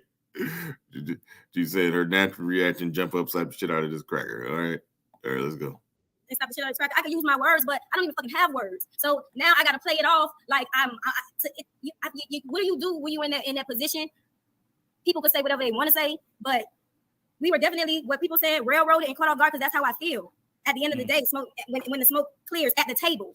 So, I mean, if you want to veer off to the photo, we can. But at the table, I didn't. We'll get to the photo. So one of the things you said that stuck out to me, you said from the conversation, it didn't strike you that he was a white supremacist, because a white supremacist would either not sit in the same room, or they would be a lot more, you know what I'm saying, bold and loud and the whole nine. So what does an actual white supremacist look like, and how did Nick not fit that description in your eyes? Shaved head, blue eyes, like skinned head, like in there with all his tattoos on, like with it. I don't know if you ever seen American X, but oh wow, okay, this is telling me that her pro-black training is not really up to snuff. If she's thinking that in order for them to truly be that, you got to be full-blown card carry skin, shaved head with a swastika tattoo on your bald head, like in order to be truly white supremacist. Anybody who with the pro-blackity blackness will tell you that no, they they come with a smile and a hug and a knife to the back. You know, that's what they say. That's what they teach. I remember somebody said that about, I forgot who it was that said that about. Yeah, it might have been Obie Allen, I think, that said that about Jared Taylor. He looks like a high school math teacher. He, you know, he's very unthreatening, but you know, but it's so harmful. You know, all that he says. So it's like, so it's an interesting dynamic that if she views, if she's, you know, maybe this is her just trying to cop a plea, but if she's saying that, you know, she didn't view him as some overt white supremacist because it wasn't overt, and that's the opposite of what they would teach. But I don't know. What's your take on that? Well, one, I think that's what the television has told us to think when it comes to white supremacists or that whole type of person. We are fed images of, you know, the neo-Nazi skinhead with the giant swastika tattoo on his chest. And so I think that's more a product of like programming and marketing. Like actually, yeah, the TV has been marketing white supremacy to us in a certain way, in a very particular way. And once upon a time, that probably was more accurate. But nowadays, I don't know if it's even accurate in the sense that, and we had a little bit of this debate before, Bernard, you and I, but I don't know how much of an actual white supremacist Nick Fuentes in particular is. Like, there are some maybe hardcore white supremacist guys out there, and I don't know if those two people are even like similar looking. Like you're not going to mistake a Jared Taylor for like a neo-Nazi, and I don't know if they naturally believe the same things either.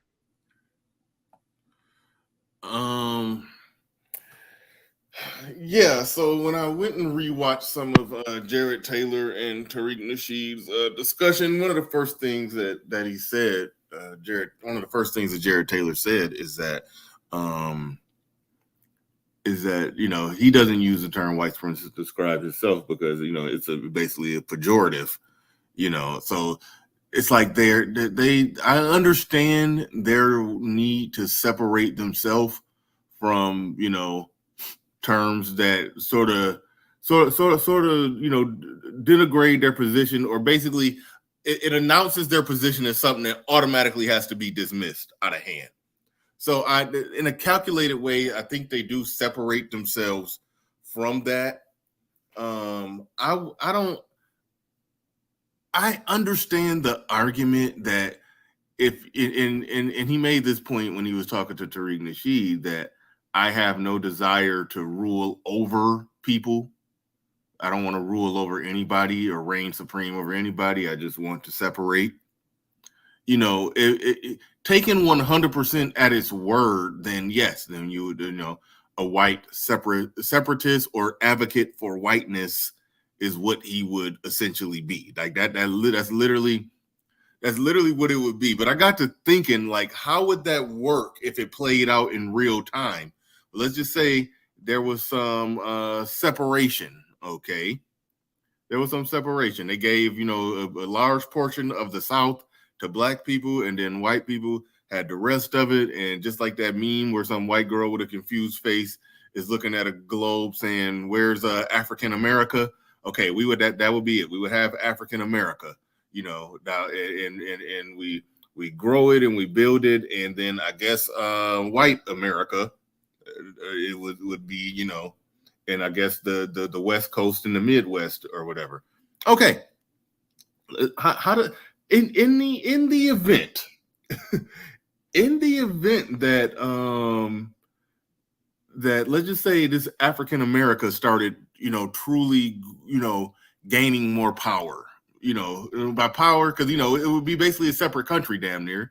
And, you know, countries trade and do all kind of stuff, just like there's all kind of trading and stuff going on with China, and, you know, all kind of stuff going on. And countries, you know, they fight, they get at war. And if, you know, this neighboring country that, you know, that has a hostile past towards you starts to actually thrive and succeed in possibly doing better than you, or possibly, you know, I don't know, got some weapons, you know, I could see them saying, like, hold on, we want to separate, but we got to make sure that we're doing better. What if these niggas actually did build Wakanda, and then they more powerful than us? What the fuck then? So I think that That is so hopeful that you have such a positive, almost Pollyanna-ish take on this. Hold on. No, I know that their thought, I know their view is them niggas dumb. They not gonna figure shit out. It's just gonna be a hellhole. It's gonna turn into another shithole, like what Trump said.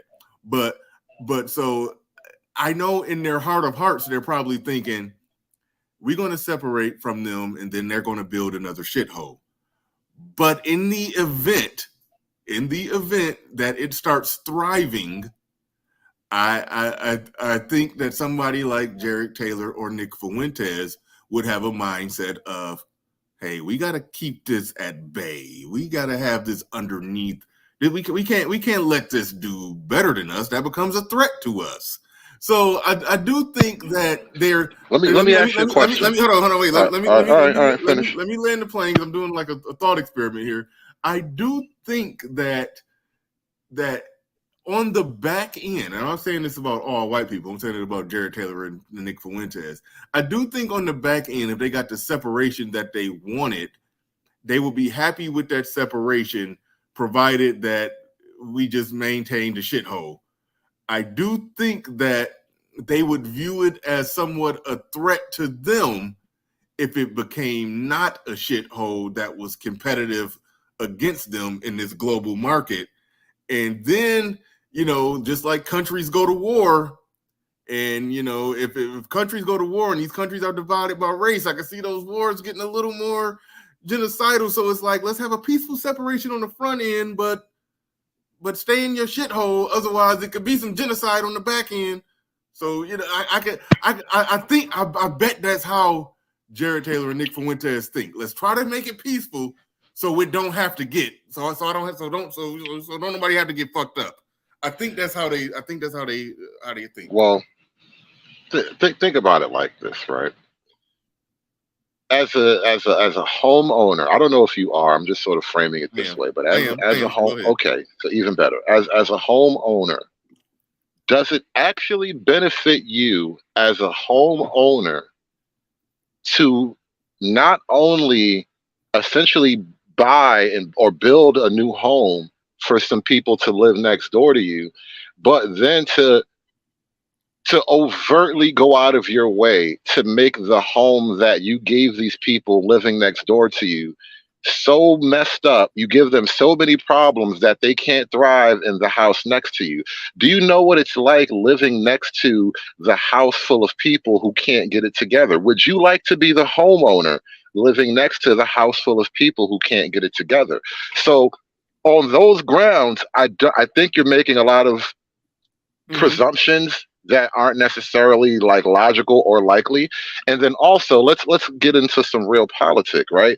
You left out the rest of the world. You almost act as if America exists in a vacuum, and Black America, it would exist in a vacuum right next to this other America, right?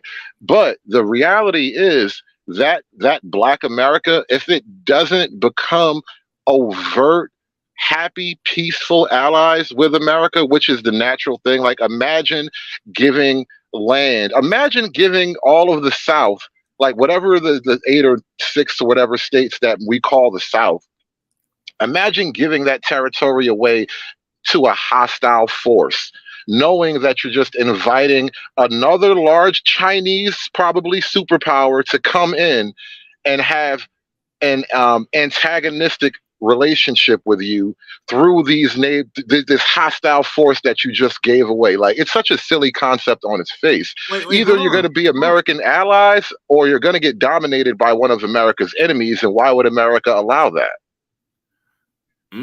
Okay, now I see what you're saying. It sounded like you were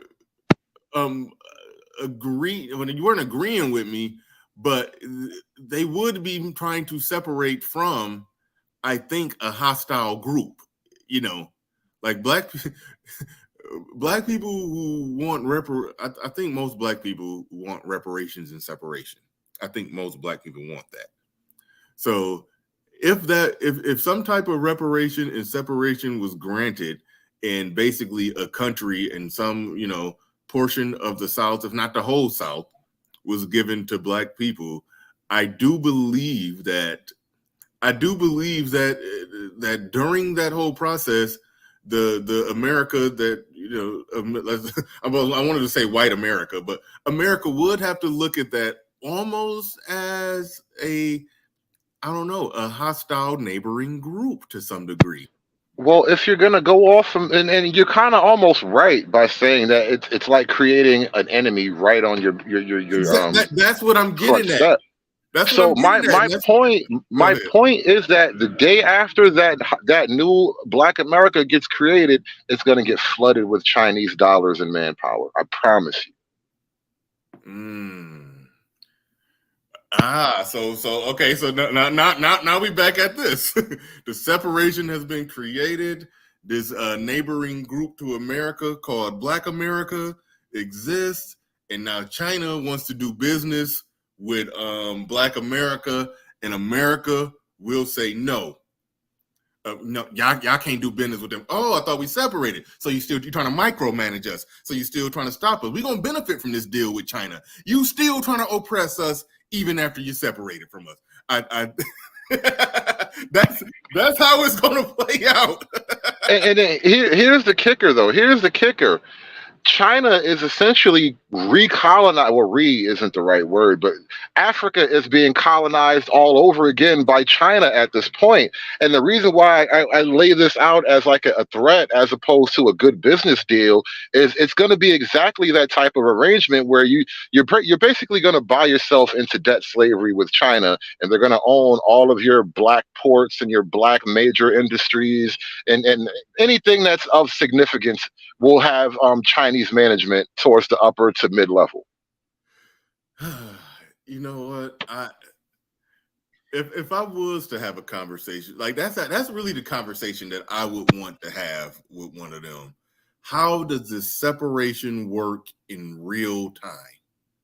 Like, because it's so many details, and for what they want.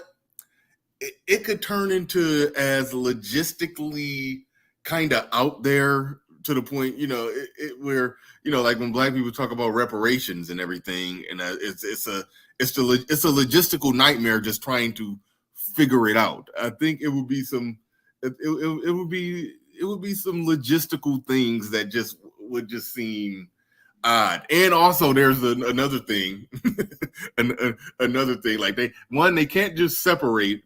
They just can't separate. Just can't just give the South to Black people, and then Black people just go down there. Okay, there, you got it. It's like, no, things would have to get established. Government would have to get set up. Some infrastructure, all kind of stuff would have to be put in place. So it's almost like you can't do that without some degree of reparations. So it's like, so I was sitting there thinking about this for a while. Wait. Nobody's asked anything about the military. The white man ain't giving you tanks and bombers. Exactly. No, but in my view, put it like this: the white separatist supports reparations if it means separation. That's what I'm getting at. Because I don't think that they're saying throw all them niggas down south, put up a wall, and then just let them and just let that go. I think some money to get some structure and some shit set up and yeah, some funding. I do think if it's a separate country, it will need a military. I mean, we are Americans. It would be patently immoral to just separate and there. Y'all got nothing. Y'all been living. Y'all helped build America. Been living American standard. You got to implement something separate but equal. I think it would have to be like that. So the separatists would have to support some form of reparations to basically make Black people whole, like basically how we live in right now. So that's what I'm saying. Hell, Bernard, we was already doing separate but equal, and we had a full modern Western country. We could just go back to that shit. I want to do separate but equal and got to start over and rebuild this shit from scratch. You're going to have to probably plant cotton and shit all over again. Like, no, I don't want to do that. We Now, already had separate but equal. I know, but now you're talking about separating, but still being under the white government. That's the same thing. So when you follow the separation thing all the way home, you end up in a place where, we basically gotta rebuild the whole country, frame a constitution, and everything. It's like everything has to start over. You see? Listen, man. This is why I'd rather just be an American. And that's another question too. So, like, let's say they sign the papers, right? You know, all black people got to leave, and white people now have the right to chase you out. Like, say you live in like Sioux Falls, Idaho, or was it Nebraska? I think, whatever, and you got to trek all the way now to the black borderline, which is probably going to be like northeast or northwest Georgia. Like they now have the right to just chase you across like 6 states, right? Because I mean, get your black ass don't have to be here no more, right? Is that what we're doing? You see how crazy this thing starts to get after a while, and vice versa too. I mean, there's some white folks that have been living in Alabama since our family been living here since. Oh fuck no! You're gonna have to kill them. You have to kill them all. Yeah, that's just they fight and they not running. That's a good point. Especially if they family been living there since 1831. They ain't going no damn where. You're gonna have to get white people out of the swamp. Do you realize how damn near impossible that is? Like, there's movies about shit like that. It's gonna be like an American Vietnam. Yeah. I mean, I just wonder how much they thought the separation thing through. I just really do. But again, if you say that they're a white separatist, okay, if they're only a white separatist, not a white supremacist, okay, explain all this separation. All right, explain all this separation. But all right, let's play some more of this video. We almost at the 2-hour mark. I don't know how long we're gonna go here. I'll roll a little bit more of this. Man, I just got a bad sneeze. I apologize for that. But let's see. The Clue channel in the building with the $5 super chat says pro-blackness is a utility to the women while it's a lifestyle for the men. Interesting. It has no intrinsic value in the room with Fresh, Fit, and Nick. No, that's why, I understand the criticism that for them, it was just a very clickable thing to do. But overall, and Obie Allen actually asked her some good questions on this part. Like, what? Well, I mean, she'll double back on. I didn't know who or what Nick Fuentes was, but he was just basically saying, if you present yourself as a pro-black in general, what's the net value of you even going on Fresh and Fit? So he did ask her questions like that, and so the whole pro-blackness, it is moot in the room with it's moot on that platform, but it's a fun conversation. I'm still interested in that idea, the notion that Fresh has been trying to get Dr. Umar Johnson on there like that. Those conversations. Yeah, I don't mind those conversations. Only thing I don't like about it is that, because I know Myron would try to, would hold his own definitely if he don't get lost in all, Dr. Umar Johnson, going deep into history and all the historical fun facts and blah blah blah. But no, Myron tends to hold his own in debates about race and everything. But so like that would be interesting, but people would still try to escape on that tether. They would go that route with it, and I think a good discussion between two black men would get lost in that. That's why I'm rooting for the day that we get Umar and Larry Elder. Or Thomas Sowell's a little old. I don't think he got the stamina for the shit now. But I'm longing for the day we can see a Umar Larry Elder debate or something like that. But Snuggles 668 in the building says, when you people call yourselves the N-word as a term of endearment, do you all get offended when using it like the term blacks? Nigga, what? No, I thought logically about it, and we should not call each other niggas, but nigga, I can't help it. It's I Haven't shook that word out of my vocabulary yet. I'm working on it. But no, that's why I don't get offended by the term blacks either.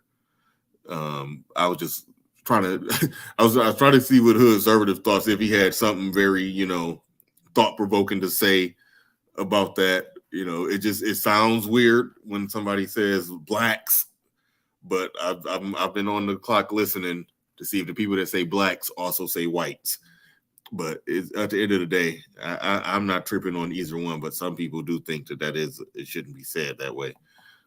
But Dane C, go ahead. No, I was just gonna ask, do you think, like, as a culture, black people, we tend to look blacks. we tend to look for offense. Yes. I think that's really part of what's going on there. I think you're just sort of looking for things to be offended by, as opposed to, actually being offended by something offensive. Mm-hmm. Yeah. Dane C in the building says, shout out to the two blacks on the panel, BR and Hood. Thank you very much for that. Azrael, first of his name, says, I just realized Nick did what the Black Mounters have been trying to do for years, bring black women to the table. Not the ideal table, but a table nonetheless. Gang, shut up. Thanks for the super chat. Do appreciate that. All right, we'll roll some more of this. But no, that was a good conversation, a good impromptu conversation about how that whole separation would work and play out, and it would have to come with some reparation of some sort. A government would have to get set up, its own military. I wouldn't even think about that. Its own military would have to get set up, and how would it function as a country? It's interesting. Have to draft its own constitution. It would be actually African America. But anyway, go ahead. Well, yeah. Why would we draft our own constitution? Like, is the American Constitution really so drastically wrong that we have to radically redo it? It's a weird thing. Yeah, because we're 3/4 of a person in that one, so we gonna make our own. We making our own. Nobody lives by that rule, but no, yeah, I'm joking. But the point of I was trying to make is that now comes the issue of black leadership. And I've been kind of holding back on the, not having faith in black people as a group angle, because it's not really that I don't think black people can run a functional country. That's not my argument. But I'm looking at, let's call it the 2023 black leadership draft, right? Who are we going to put in places of power that you can actually trust? Like, my money is on all the coons, but I don't know if there's enough coons. For one, you're going to have to actually find some undiscovered coons. And then two, most of black America that would actually form the new black America, they wouldn't vote for the coons anyway. So I don't know if I'd actually want to live in a country that's not governed properly by proper black cooning.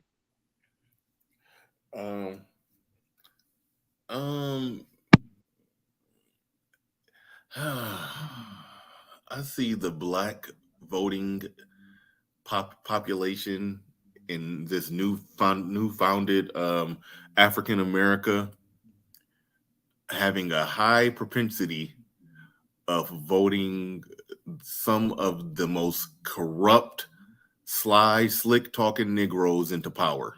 I see that, and so I think you're saying this. I think I'm saying the same thing as you, that the type of black people that we would need to be in power to run it, they probably wouldn't win the election. All right, let me ask you a question. You guys remember Marion Barry? He was famously reelected after getting caught with a hooker, both smoking crack, I believe. Yes. And my question is, who was he running against that black people in DC were like, nah, man, you know what? The crackhead is just a better deal. He lost to the heroin addict.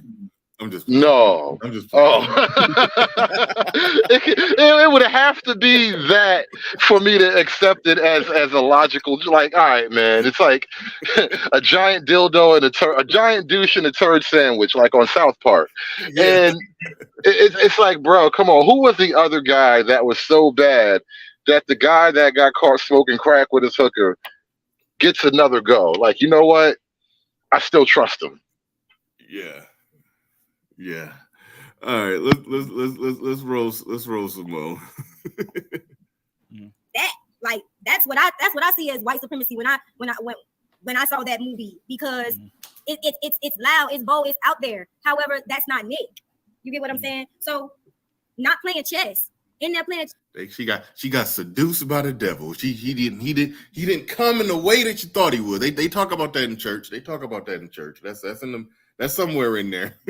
He didn't appear like she thought he would. Only because I feel like, why am I this tech? Like, why, even when Myron put on the hood, I even asked him, why are you doing this? Like, what is your purpose? Yeah. It threw me. The whole thing threw me. I was thrown. But at the end of the day, my mistakes were not having discernment in that moment, not being vocal, not saying the things that I need to say in that moment, and letting Nick know that no, and not having to be all up in flames about it, but just letting Nick know, like, no, you cannot say that. That you're not allowed to say that. We have boundaries here. I don't agree with your ideologies, and you don't agree with mine. But however, this is where I draw the line. If you don't really want what's coming next after that, so. So before we because I want to break it down for you. So at what point did he actually say something? At what point did he actually say something that was so obviously egregious that it would have made sense for you to get upset to that point where you want to stop the show? Like, he didn't actually, even when it came to the N-word thing, like, come on, y'all asked for that. And outside of that, it was just him making an argument.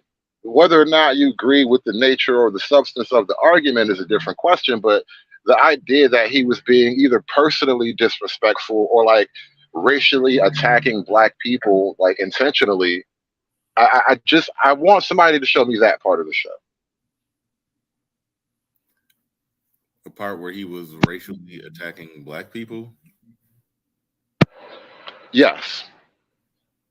Oh, I mean, that's easy. Like they obviously the IQ thing that would definitely qualify or definitely be viewed as a racial attack. It's like, so I'm glad you put it that way, but let's explore it now. It's viewed as an attack, but is it true or false that the IQ test report what they report?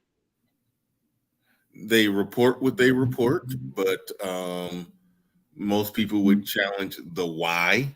You know, I gave my position on that, and I don't feel like rehashing that whole thing. But yeah, people, the argument is on the why, but obviously Nick Fuentes throwing down a hard trump card that no, it's genetic. You niggas just dumb.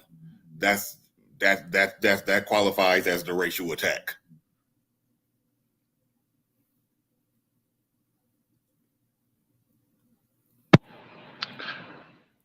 I don't know if it's actually that, and this is probably one of the most sensitive subjects for Black people to talk about. It is. And it is.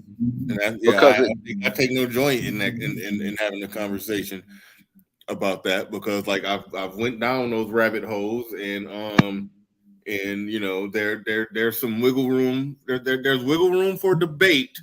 There's wiggle room for debate, but it's you know.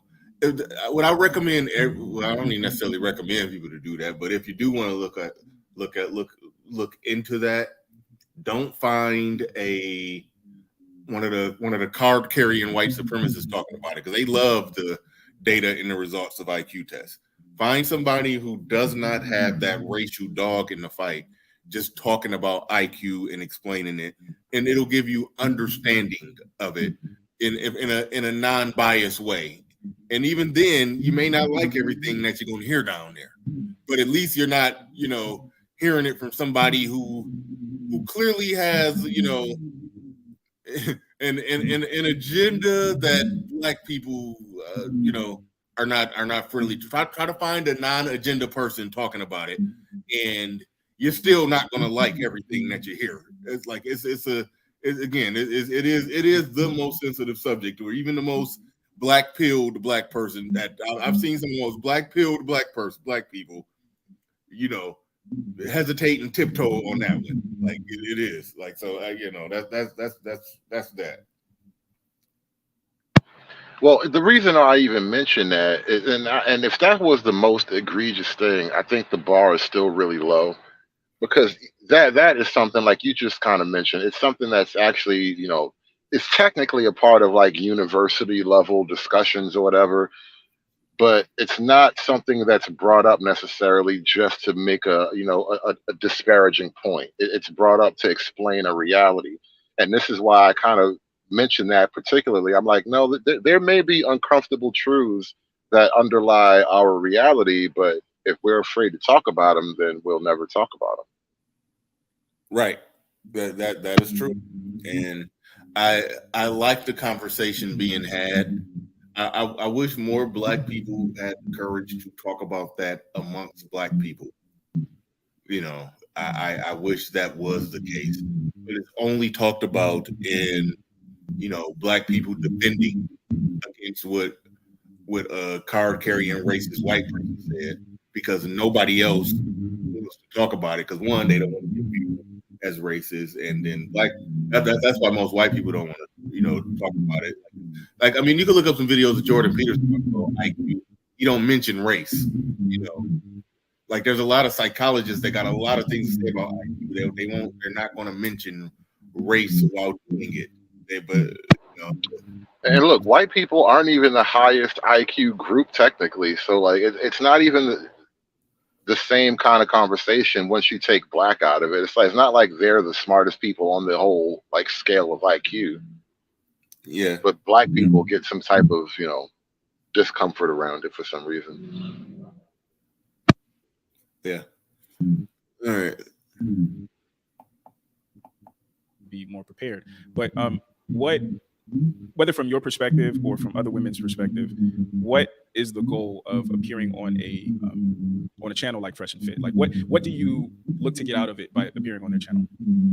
Well, I was ready to come and go back and forth with Myron. Honestly, like I was ready. I was mentally prepared to just give it to him in a way of, you can have your opinion, but you see how you and I are speaking. You see how you set up a safe space for someone, and I didn't see that show. I didn't, like I said, didn't do my research. I don't watch it like that. I just know what how it's set up for women. So I was gonna come in there and let them know like that it's messed up how you all come and this is not a conversation. This is some bullshit that y'all own, because you set women up to look stupid. You set women up to look crazy. I don't, whatever shade of skin of color they are, but this is that. It's like we're plotting behind the scenes and setting this thing up.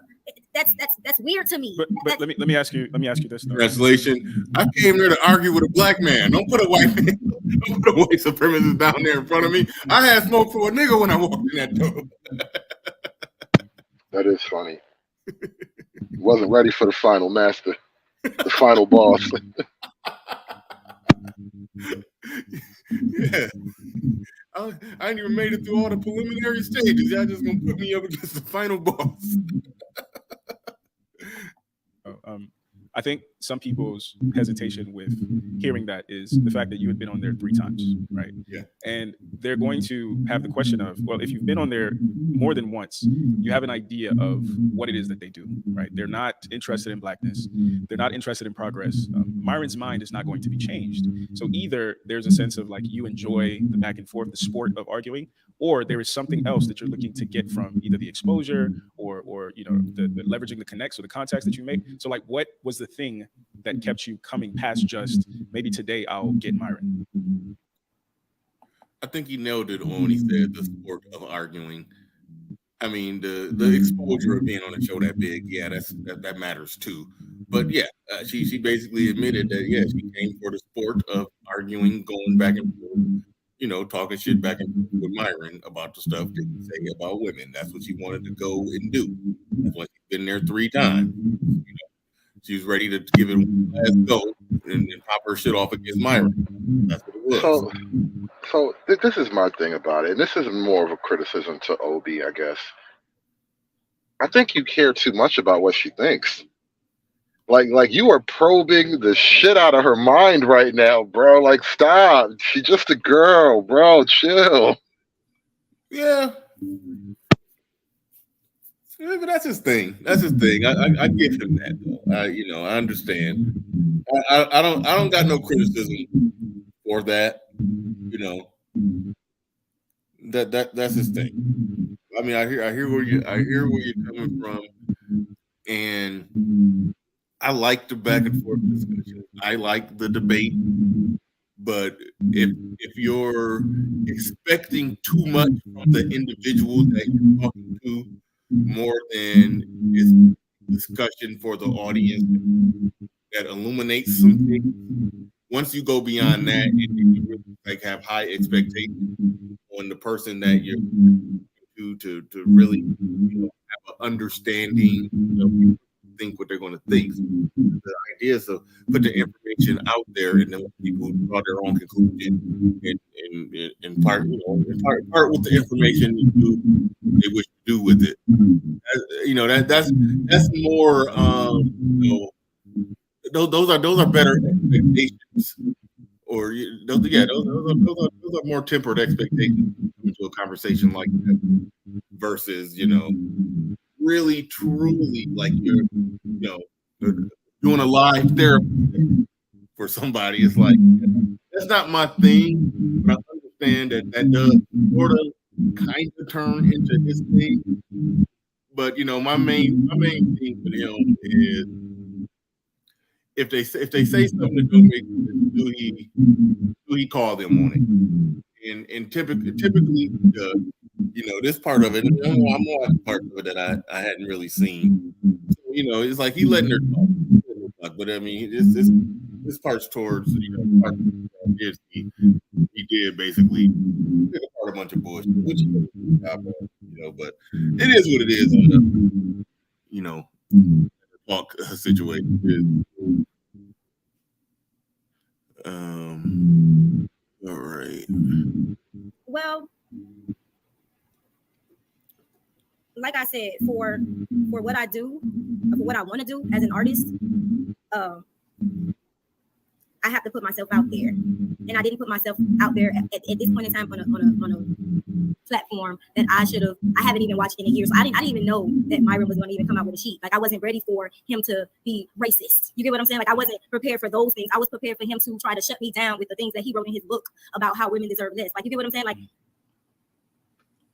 why am I doing this? You get what I'm saying? It's because I need to let people know what I stand for. Of course it's for connectivity, because every time and time again I met beautiful women. I met women who are, when you get on the show, they look dumb, but they're not dumb. Like we have conversations. It's sociable. It's a social moment. So to me, it's not all about Myron, because I know that I'm gonna come in with my position. You get what I'm saying? So I think what's difficult about that is like I said, conversation has turned into a sport. And especially the conversation between men and women, and particularly the conversation between Black men and women. So we ignore the things that connect this conversation, for instance, to the race conversation. And that's why, despite how Myron talks, the way he moves, a lot of people would not assume that he also would throw on a KKK mask. So for me, I think larger than just preventing you from doing this again, my bigger question is, how do we prevent so many women being drawn by just the popularity and the clout associated with their platform simply because it's large? All right, we about to wrap this up. Yeah, because it's 2:00 right here where I'm at. That's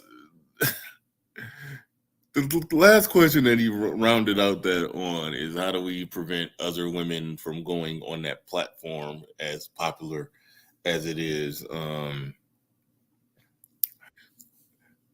I guess in a roundabout way, I could understand somebody from a pro-Black perspective trying to lead a charge to try to get black people or black women not to go on that show anymore. That show's not for us, but nah, it ain't happening.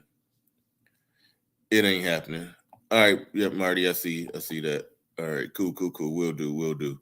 But yeah, Hood, I'm about to wrap this thing on up. Man. You got any final words, any final take on this shit? I actually like to see you watch this whole thing. I like to see you do a review of this whole conversation. It was a decent conversation. So yeah, but anyway, final words and thoughts on either of the topics. We had like 3 of them today. Well, this is so weird. People hate me for pointing these things out, but if Nick Fuentes was to sort of make a response video to this type of thing, and he basically said, "Listen, player, don't be mad because your bitch chose me," what y'all really gonna do?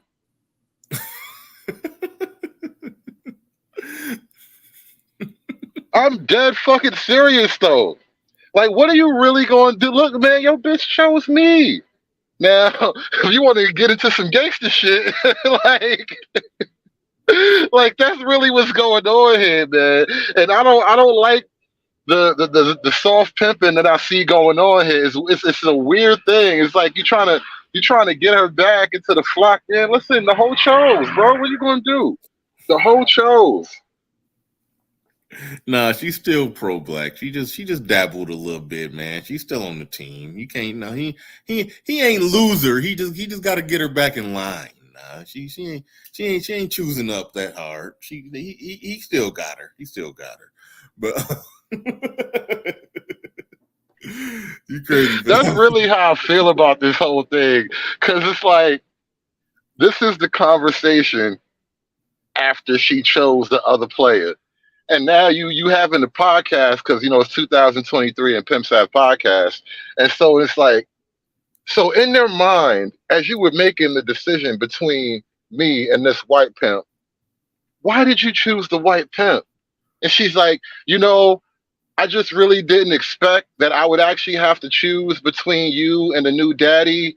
But then when I got there and, it was such a nice place and they gave us so many drinks. And then this white boy, he was dropping an M-bomb and I was like, ooh, daddy. And it just happened. Like, it just happened. Like, this is the conversation after your whole chose somebody else, bro. It's so fucking crazy. But all right, I'm done. I'm over this thing. All right, yeah. We about to get up out of here. Special acknowledgement, as always, to Machismo TV. Welcome to Machismo TV, the ultimate destination for modern men seeking to upgrade their lifestyle. Subscribe to Machismo TV and Saul T-Balls. We stream daily from 12 midnight to 8 a.m. Eastern Standard Time, the best male-centric content. Highlight reels without reviewing or providing any editorial bias to the content. We have done so much, with so little for so long, we are now qualified to do anything, with nothing. All right, yeah, heard it right there. Go subscribe to Machismo TV. Go subscribe to Machismo TV. If you're not subscribed to Hood Conservative, make sure you go subscribe to him as well. I'm pretty sure he will be, at least I hope that he does a review of that conversation, a full review of that conversation. But be that as it may, we about to get up out of here. Peace. We gone.